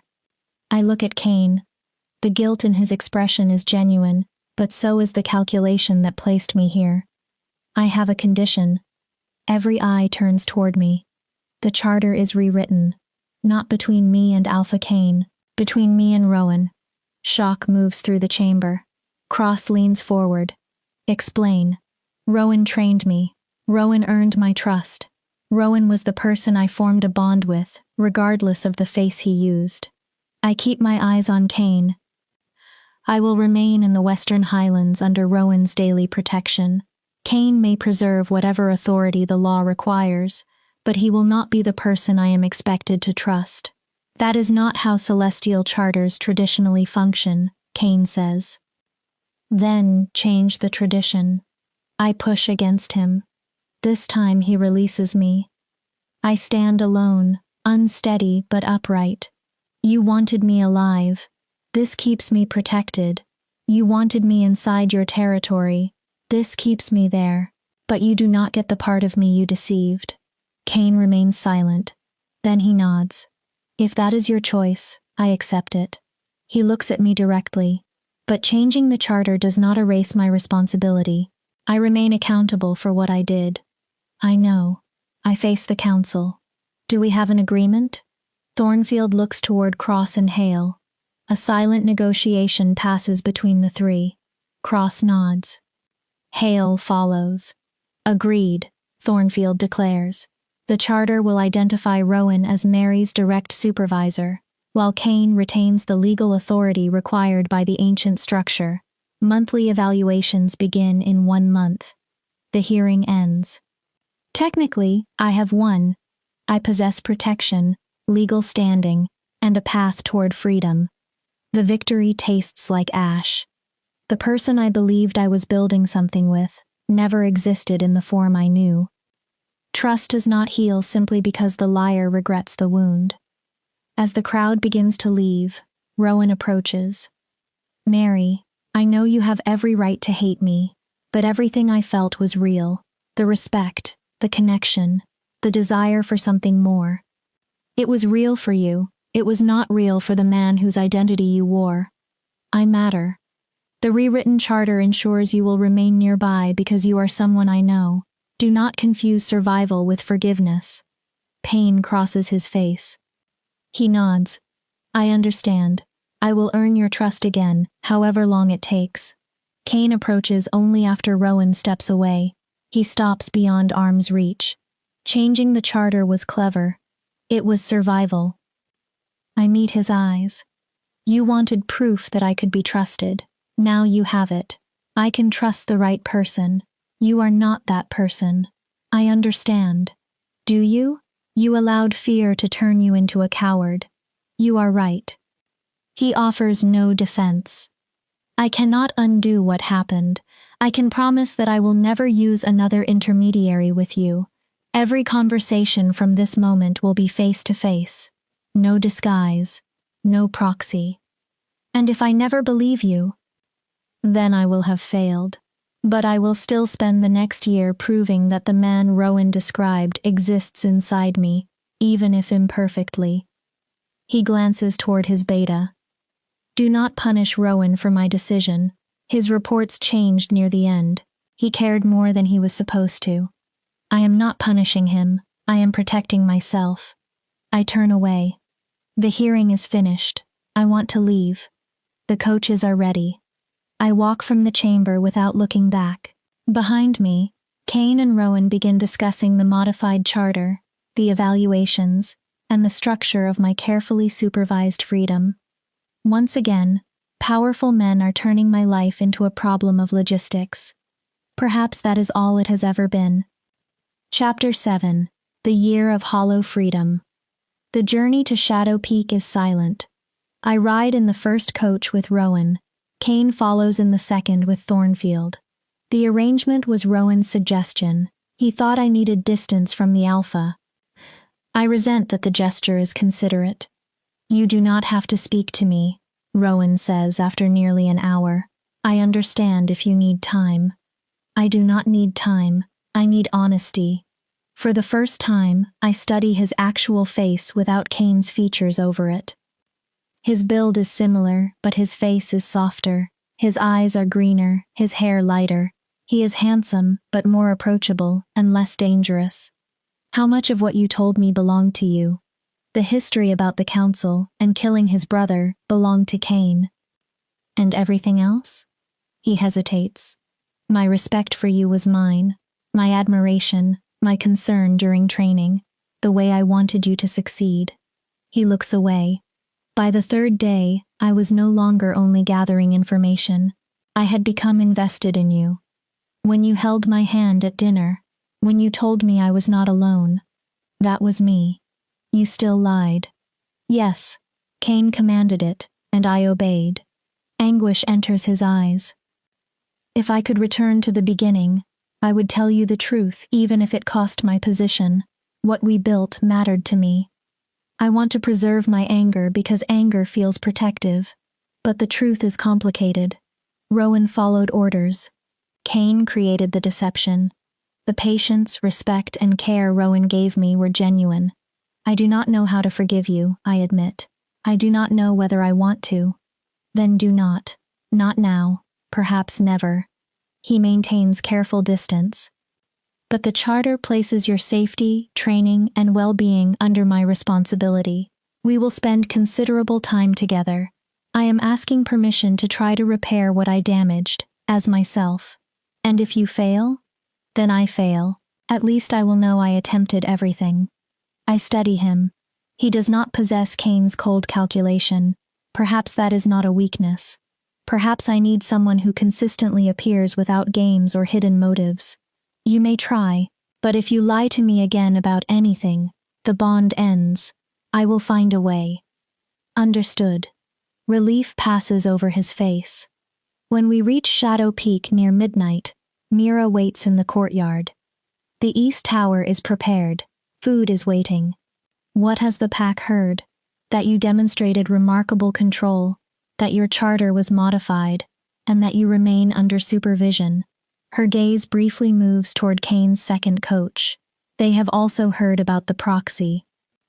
I imagined they would. She walks with me toward the tower. At my door, she stops. Do not let anyone make you smaller because you were hurt. The staff, the pack, the alpha, everyone will decide how quickly you should heal and whom you should forgive. Her eyes move toward Rowan. Your pain belongs to you. So does the pace of your recovery. Thank you. After Mira leaves, Rowan remains outside the doorway. She is right. The charter requires cooperation and communication. It does not require friendship, forgiveness, or trust. That is fortunate. He straightens. Rest. We resume training tomorrow afternoon. I want to know whether you can repeat the 73-second transformation without extreme distress. He pauses. You were magnificent today. You stood before 4 alphas and forced the council to change an ancient agreement. Kane wanted to know whether you were worth protecting. A small smile touches Rowan's face. You proved you are worth far more. The following weeks settle into routine. Rowan trains me twice each day. He watches from the chamber's edge and anchors me whenever dissolution becomes too strong. We occasionally share meals to prepare for evaluations. Books arrive in my tower, histories of celestials, political records, and everything I need to survive in the Confederation. I barely see Kane. He respects the distance I demanded. When we pass in corridors, he offers a polite nod but never approaches. Once, I notice him watching from the gallery above the training chamber. When our eyes meet, he leaves. His distance should feel like victory. Instead, it feels hollow. The man I wanted distance from was Rowan wearing Kane's face.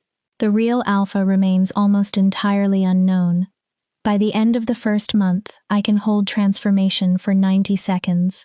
I shift and release at will, remain conscious throughout, and perform simple movements while transformed. Dissolution still calls, but I have learned to resist. The council sends its evaluator. Dr. Helena Voss is a middle-aged wolf shifter with sharp eyes and even sharper questions.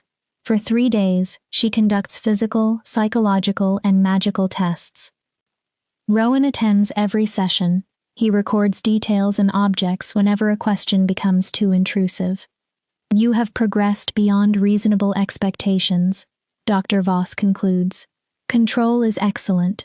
No harmful incidents, no loss of awareness. She looks over her glasses. However, I am concerned about your emotional condition. I am fine. My assessment indicates depression, isolation, and severe difficulty with trust. You meet the technical requirements of the charter, but you are not thriving. Survival is enough. The council expects evidence that you can integrate into shifter society.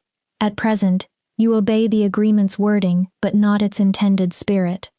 After she leaves, Rowan finds me at the window. She is not entirely wrong. You believe I should attend dinner parties and become friends with people frightened by my existence? I believe you should stop punishing yourself for being hurt. He moves closer but does not enter my personal space. You train, you read, you eat alone. You have reduced your entire life to surviving this agreement. Perhaps disappearing slowly is easier. Perhaps. He is silent for a moment. May I show you something? 1 hour. If you hate it, we return, and I never ask again. I search his face for manipulation. There is only hope. 1 hour. He leads me beneath the fortress through corridors I have never entered. We emerge inside an enormous library. Thousands of books and scrolls fill shelves beneath high windows. Ancient artifacts rest in alcoves. Moonlight spreads silver across the floor. The fortress's original inhabitants created this collection, Rowan explains. Some texts here exist nowhere else. He removes a narrow book bound in midnight blue leather, including this. The title is written in an unfamiliar language, but when I touch it, the letters shift into words I can read. Memories of the Luminous, a Celestial's Journey. It is a diary, Rowan says, written by one of the last Celestials 3 centuries ago. She describes transformation, isolation, and loving someone who could never completely understand her. I turn the pages. They see the light and fail to see me. Transformation is drowning in color. He claims to love me, yet fears what I am. The words strike painfully close. Thank you. There are dozens more, histories, journals, records. This library contains more celestial knowledge than any other place in the Confederation. He gestures around us. It can be yours. A place to learn what you are without anyone observing or judging. Why show me now? Because isolation is destroying you. His answer is blunt. I cannot force you to forgive or trust me. I can give you somewhere to be alone without being lonely. These people understood you, even if they survive only through words. Tears sting my eyes.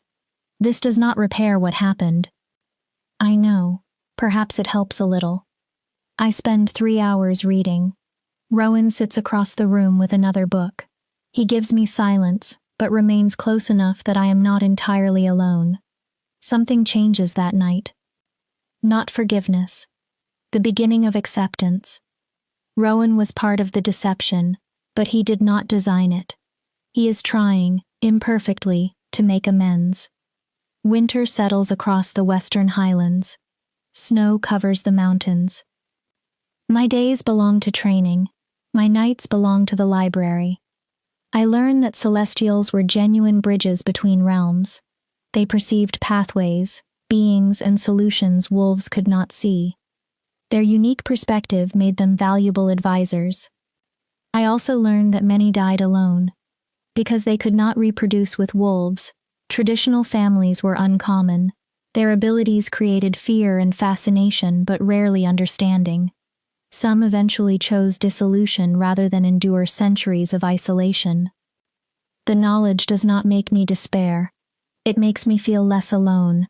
Rowan and I develop a careful friendship. The intense connection from the first week fades into something steadier, based on honesty rather than borrowed identity. He tells me about being a beta, the person who performs much of the work while the alpha receives the authority and recognition. I tell him about growing up as the defective omega no one expected to matter. We both understand what it means to be overlooked. By the 6th month, evaluations have become routine. Dr. Voss continues recording my improvement. Her concern about isolation decreases as I begin attending limited pack gatherings and spending more time outside the tower. I encounter Kane more often. Our conversations remain brief and formal. He keeps his promise. No disguise, manipulation, or intermediaries. Sometimes I catch him watching me. I cannot decide whether the expression is regret, analysis, or something more. I never ask. In the 9th month, a rogue creature attacks the western border. It is a hybrid, not entirely wolf, and not anything else the guards recognize. Its body appears twisted by deliberate alteration. 3 guards are injured before Rowan asks whether I am willing to help. You are under no obligation, he emphasizes. The charter does not require combat. I go. The creature is enormous and clearly suffering. It attacks anything nearby because pain has erased every other instinct. When it sees me, recognition enters its eyes. Or hope. I transform, not to fight, but to communicate. Prismatic light surrounds it. Its thoughts reach me as emotion rather than language. Pain. Confusion. The desperate wish to become what it was before someone turned it into a weapon. I cannot restore its body. I can offer release. For 9 months, I have resisted dissolution. Now I extend it toward another being. My light breaks the creature's physical bonds, turning corrupted matter into pure energy. There is no pain. Its final emotions move from suffering to relief, then gratitude, then silence. I return to human form and fall to my knees. The clearing is empty except for stunned guards and Rowan. What did you do? A guard whispers. Mercy. Word spreads through the territory. The Celestial can offer peaceful death to beings trapped inside unbearable bodies. The pack's fear becomes more complicated. Wariness remains, but now respect and gratitude exist beside it. That night, Kane asks to meet inside the library. My territory. He enters cautiously. I heard what happened. He searches for the correct word. It was extraordinary. It was necessary. You discovered an ability no one expected. You can offer dissolution to another being, and that makes me more dangerous, more valuable. He holds my gaze. Our healers cannot end suffering that way. Your ability is a gift. The Council will try to control it. Yes. They will fail. I know. He is quiet. Dr. Voss's latest report exceeds every requirement. Unless something changes, the Council will have no legal reason to deny autonomy when the year ends. 3 months. Yes, then every decision becomes yours. Something like loss crosses his face. Where you live, whom you serve, what you do with your abilities. That is what I wanted. I know. He turns toward the door, then stops. Watching you grow into your power has been a privilege. Whatever you choose when the charter ends, I am grateful I witnessed it. He leaves before I can answer. The words create an ache I do not understand. I should feel only relief. In 3 months, I will have no supervision, obligation, or legal bond. I can go anywhere. Why does the thought of leaving feel like loss? Rowan finds me an hour later. How do you feel? Relieved, afraid, confused. I look at him. I spent 9 months waiting for freedom. Now that it is close, I do not know what I want. What choices do you have? Leave. Stay. Serve another territory. Disappear somewhere quiet where no one knows what I am. Do you want obscurity? I do not know. Frustration roughens my voice. A year ago, I only wanted not to be worthless. 6 months ago, I wanted not to be alone. Now I have value, ability, and people who care whether I survive. I spread my hands. Why am I not happy? Because freedom without purpose can become another empty cage. Rowan leans forward. You spent your life defined by what you lacked. Then you became defined by what others feared. But who are you when no one else supplies the answer? I have no response. Wolfless. Celestial. Threat. Asset. Responsibility. Every identity I possess came from someone else. I have 3 months to decide. I will help however I can. He offers his hand. I take it. The gesture is familiar now, built from companionship rather than attraction. As we return to my tower, I realize Shadow Peak has become more like home than any place I have lived. Mira matters to me, Petra matters, Rowan matters. Even Kane, with his respectful distance and impossible regret, matters. When the charter expires, I must choose among freedom, purpose, home, and connection. I do not know whether I can keep all of them. Chapter 8.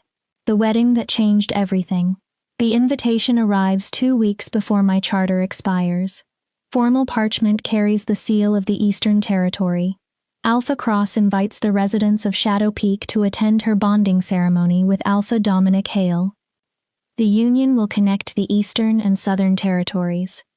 The unspoken message is clearer. Together, Cross and Hale will control the Council and consolidate power against the Western Highlands. Rowan brings the invitation to the library. This is political theater. Cross wants witnesses to her victory. Victory over whom? Kane. Thornfield. Anyone who opposed her containment policies. Once Cross and Hale are bonded, Thornfield cannot oppose both alone. He places the parchment on the table. When your charter expires, Western protection ends. They may act against you the moment you become vulnerable. Then we refuse. Refusal becomes an insult and gives them reason to call us hostile. He sits. We are trapped. We must attend, smile, and watch them create an alliance they may use against us. Cain knows? He asked me to show you. He is deciding whether the political risk of refusing exceeds the danger of attending. I study the expensive paper and elegant writing. We should go. Rowan looks at me as though I suggested walking willingly into flames. It is a trap. They expect us to hide. What happens if we appear without fear?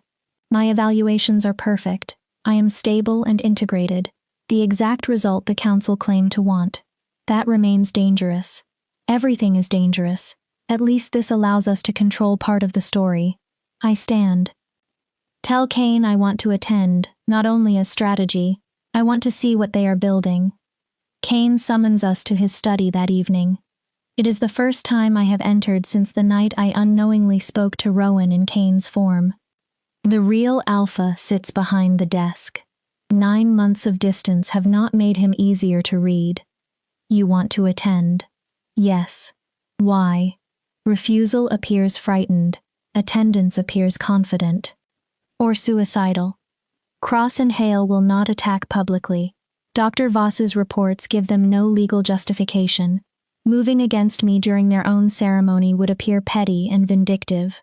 Those qualities have never restrained Cross. Her desire to look reasonable will. I meet his formal posture with my own. She wants history to remember that she allowed me an opportunity and watched me succeed. Attacking me would destroy that image. Cain studies me. You have learned politics. I had effective teachers. My gaze moves briefly toward Rowan. All right, Cain says. We accept. A full delegation will attend. You, Rowan, Mira, key staff, and me. We present unity. His eyes lock with mine. If anything goes wrong, I will protect you, charter or no charter. In 2 weeks, I stop being your responsibility. Why continue? The question leaves before I can prevent it. Something raw appears beneath his control. Because 9 months ago, fear made me choose a deception that harmed you. I cannot change it. I can ensure you survive long enough to build whatever life you choose, even if that life contains no place for me. The following 2 weeks disappear beneath preparation. Mira chooses a dress elegant enough for diplomacy but enchanted to transform with me if necessary. Rowan drills me in formal protocol and political conversation. Petra examines me to ensure I can endure the stress. On the final night before departure, I return to the diary of the long-dead Celestial. Her last entry was written shortly before her death. They ask why I continue to resist dissolution when the light promises peace. I remain because someone must remember us. Someone must testify that we existed, that we mattered, and that we were more than the fear in wolf eyes. One day, another like me may find these words and know she was never alone. I press my hand against the page. You are not alone now, I whisper. I remember. Rowan enters carrying 2 glasses of wine. Company before battle? It is a wedding. In politics, the two are often similar. He sits in the chair he always uses. Are you nervous? Terrified, ready, eager for it to end. I drink. When the charter expires, will you feel relieved? Why would I? You will no longer be responsible for me.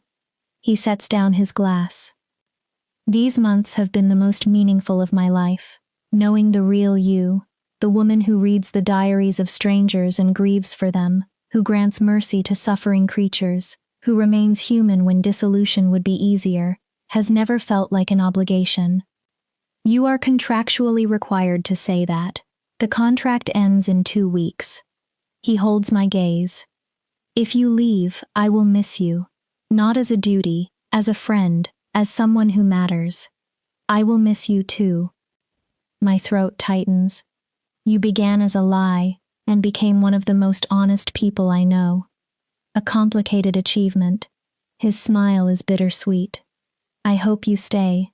Not for Cain or politics. Shadow Peak is better with you here. I am better with you here. That is unfair. Do not make staying desirable when leaving may be wiser. Would leaving truly be wiser, or is pride telling you that? He finishes his wine. That decision belongs after the ceremony. We spend the remainder of the evening discussing books, ancient builders, and the possibility that other celestials may awaken. The friendship is comfortable and safe. When Rowan leaves, he places a brief, entirely platonic kiss on my forehead. I realize that leaving would not only create distance from Kane. I would lose Rowan, the library, the fortress, and the quiet life built during this year. Perhaps freedom does not always mean running from the place where you were hurt. Perhaps it means choosing what deserves your presence. The Eastern Territory is a day's journey away. We travel in formal procession with 3 coaches, uniformed guards, and Western banners. Kane wears black alpha regalia, Rowan wears the colors of a beta. I wear midnight blue, with silver woven through elaborate braids. For the first time, my appearance matches what I have become, a celestial. As we approach the capital, Kane speaks. We are there to witness, not provoke. We congratulate them and leave without incident. And if they provoke us, we respond only as much as necessary. His gaze settles on me. Do not allow them to pressure you into a demonstration. The ceremony takes place inside the Eastern Hall of Unity, a massive structure created for diplomatic gatherings. Every important pack is represented. Whispers follow our entrance. The Celestial. She came with the Western Alpha. I heard she kills with light. Beautiful. Terrifying. Our seats are near the front, an honor designed to keep us visible. Thornfield sits nearby. He acknowledges us with a slight nod. Cross enters in Eastern colors with gold crowning her auburn hair. Hale waits at the altar, broad and smiling like a victorious man. They exchange traditional vows of loyalty, shared territory, and united purpose. Their kiss seals the bond. Applause fills the hall. A new alliance has formed. The Confederation's balance of power has changed. The reception moves into a ballroom filled with music, food, dancing, and political calculation, disguised as celebration. Kane, Rowan, and I remain close, presenting unity. Cross approaches halfway through the evening. Alpha Kane, Beta Rowan, Miss Stone, thank you for attending. We would not miss it, Kane replies smoothly. May your bond strengthen both territories. I am certain it will. Cross turns toward me. Your charter expires in 12 days. Have you decided what follows? I have several options. I hope remaining in the Confederation is among them. We require people with your ability. She lowers her voice. If you leave the Western Highlands, the Eastern Territory would welcome you. I will consider it. Refusing directly would create an insult. After she leaves, Rowan mutters, she is recruiting you. She can plan whatever she likes. I have not chosen. The evening continues. I dance once with Rowan to escape invasive questions. I refuse other invitations to avoid political implications. I smile, drink wine, and count the minutes until departure. Then a guard falls near the entrance. Blood spreads across the marble. Screams follow. Armed humans flood the ballroom. Strange symbols cover their clothing. An unnatural light glows from their weapons. Purist extremists, Thornfield shouts. Anti-shifter militants. Kane moves immediately, ordering guards to evacuate civilians. Hale transforms into a massive golden wolf and charges. Cross raises a magical shield around those nearest her.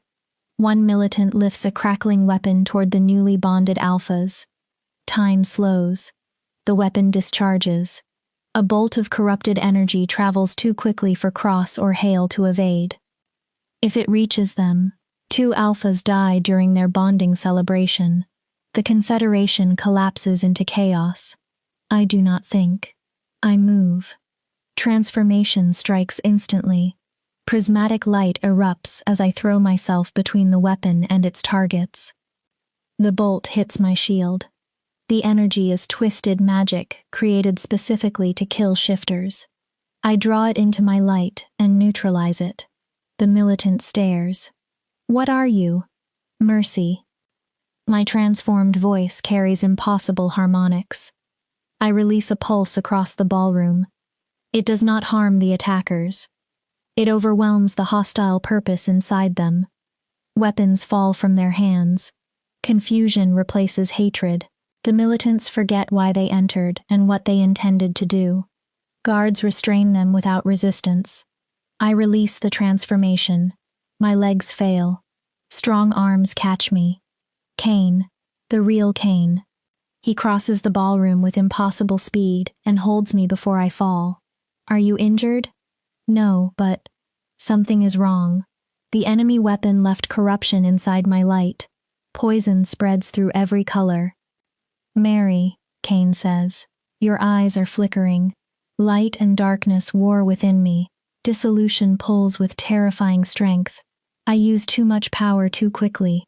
My identity fragments. Move away. I push at Cain. I cannot hold it. I might take you with me. He refuses to release me. One hand cups the back of my neck. His forehead presses against mine.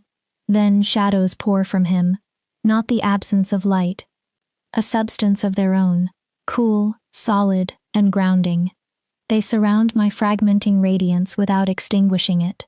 His darkness gives my light borders, shape, and structure. I have you, he whispers. His voice is warm and present. You are not alone. Use my shadows. Hold on. I do. My light flows into the framework his power creates.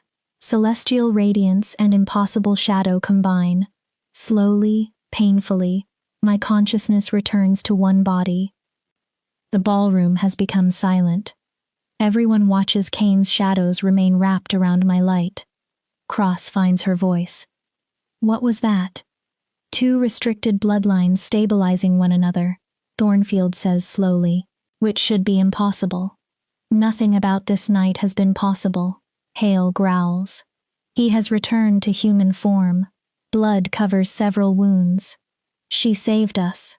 Every gaze turns toward me. Why? I remain in Cain's arms while his shadows steady me. Because it was right. Because no one should die on a day meant to celebrate their bond, regardless of politics. Cross stares. You could have allowed us to die. Our deaths would have removed the strongest council support for containment. I am not you. I do not sacrifice lives for political advantage. Cross flinches. Cain helps me stand, but does not sever the connection between our powers. He faces the gathering. Understand what you witnessed. Mary Stone saved two alphas who supported her confinement. She acted without hesitation and demonstrated control under the most extreme conditions imaginable. She also neutralized hostile magic, Thornfield adds, an ability absent from every surviving celestial record. Cain's eyes remain on me. She is not a threat. She is capable of moral judgment under pressure. She deserves autonomy and respect. Hale approaches, already healing. You saved my life. I would have allowed us to die if our positions were reversed. I know. I hold his gaze. That is one difference between us. Cross stops in front of me.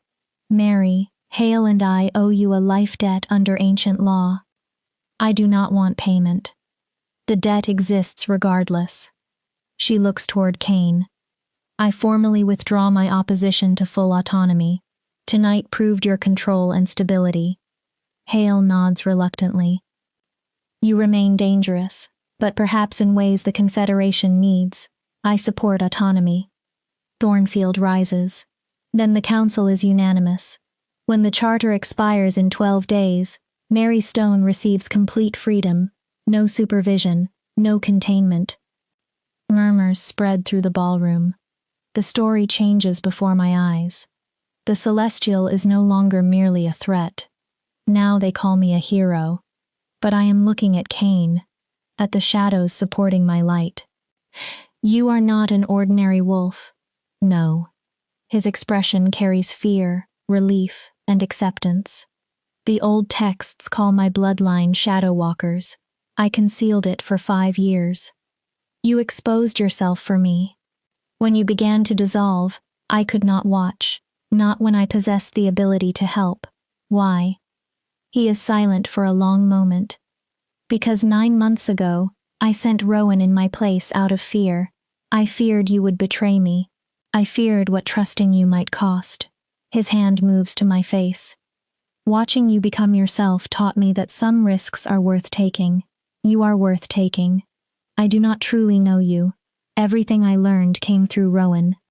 Then know me now. His voice is quiet. No proxies, no distance, no performance. We discover whether what we felt through Rowan can exist between us, or we discover that it cannot. His thumb brushes my cheek. I believe it can. I believe our powers stabilized each other because light and shadow were never meant to be enemies. They are complementary. Hundreds of people watch us. The politically intelligent response would be careful. I choose truth. Ask me. Understanding enters his eyes. The question you avoided for 9 months. Ask it yourself. Kane takes a breath. Mary Stone, will you consider remaining in the Western Highlands after your charter ends? Not because law requires it, not because you owe me, because you choose to stay and believe we might build something genuine. It is not a proposal of marriage. It is the question beneath every promise. Will you remain? Will you try? I think of the celestial library, Rowan's friendship, Mira's wisdom, Petra's kindness, and the fortress that became home. I think of the man before me, finally vulnerable and offering himself rather than an imitation. Sometimes courage is not leaving. Sometimes it is staying when staying is chosen freely. Yes. Relief transforms his face. I will stay. Do not ask for forever yet. We barely know each other, but I will give this a real chance. That is more than enough. He draws me closer. Shadow and light intensify around us, creating something neither entirely dark nor bright. A third power emerges from two impossible bloodlines learning to coexist. Applause rises around us. We will be terrible at this, I warn. I struggle with trust. You expect betrayal. Probably. A small smile appears. But we can be terrible together. Then Kane kisses me. It is not desperate. It is careful and uncertain. The kiss of two people meeting honestly for the first time, despite feeling connected for months. His mouth is warm. His shadows are cool against my skin. When we separate, reality begins returning. There are prisoners to question, injuries to treat, and political consequences to manage. But for one moment, the impossible has already occurred. A celestial and a shadow walker have discovered stability in one another. We are breaking the pattern. We are beginning a different story. Epilogue. 3 months later, I am reading inside the Celestial Library when Dr. Voss's report arrives. 3 months have passed since the bonding ceremony. 3 months since my charter expired and I chose to remain at Shadow Peak. 3 months of learning the real Kane through meals, training, arguments, and quiet evenings. He is less smooth than Rowan's imitation, more cautious, more awkward with emotion. He is also real. We are moving slowly. There have been no promises of forever and no plans for a bonding ceremony. We are constructing trust from honesty instead of borrowed identity. The report contains news Dr. Voss believes I should see. There are others, I say as Rowan enters. He has become part of the library as naturally as the books and chairs. How many? 5 confirmed dormant bloodlines manifested during the past 3 months. 1 fire elemental, 1 frostwalker, 1 dreamweaver. I look at the final lines. 2 celestials. Others like you. The pattern is spreading, or returning. I set down the document.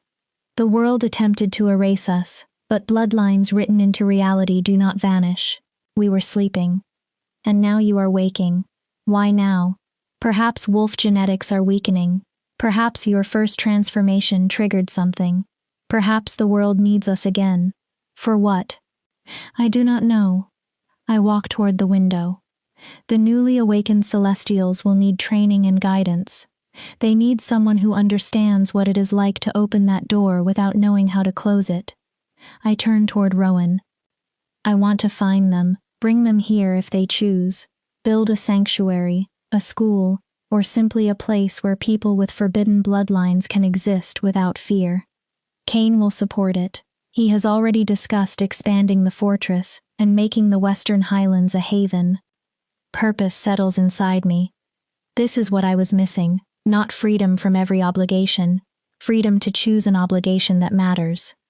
Footsteps announce Cain before he enters. Even after 3 months, my heart still catches when I see him. You received the report. 5 confirmed manifestations. Those are only the ones reported. Thornfield has identified 3 others in the north. Cross offered information from the Eastern Territory. His mouth twists slightly. Saving her life appears to have created a genuine sense of debt. People may be more complicated than we expect. Perhaps. Cain pulls me close. His shadows settle around my light in the quiet gesture that has become ours.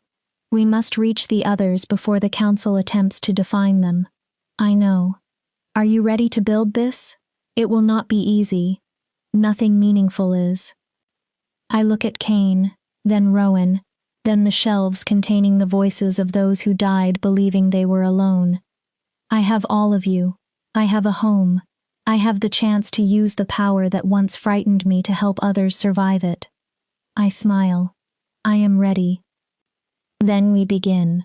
Later, Cain and I stand on the tower balcony while Rowan organizes preparations below.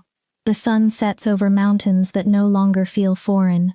Shadow Peak is home, not because I was forced to remain, but because I chose it. Freedom does not always mean living without obligations. Sometimes freedom means deciding which promises deserve to bind you.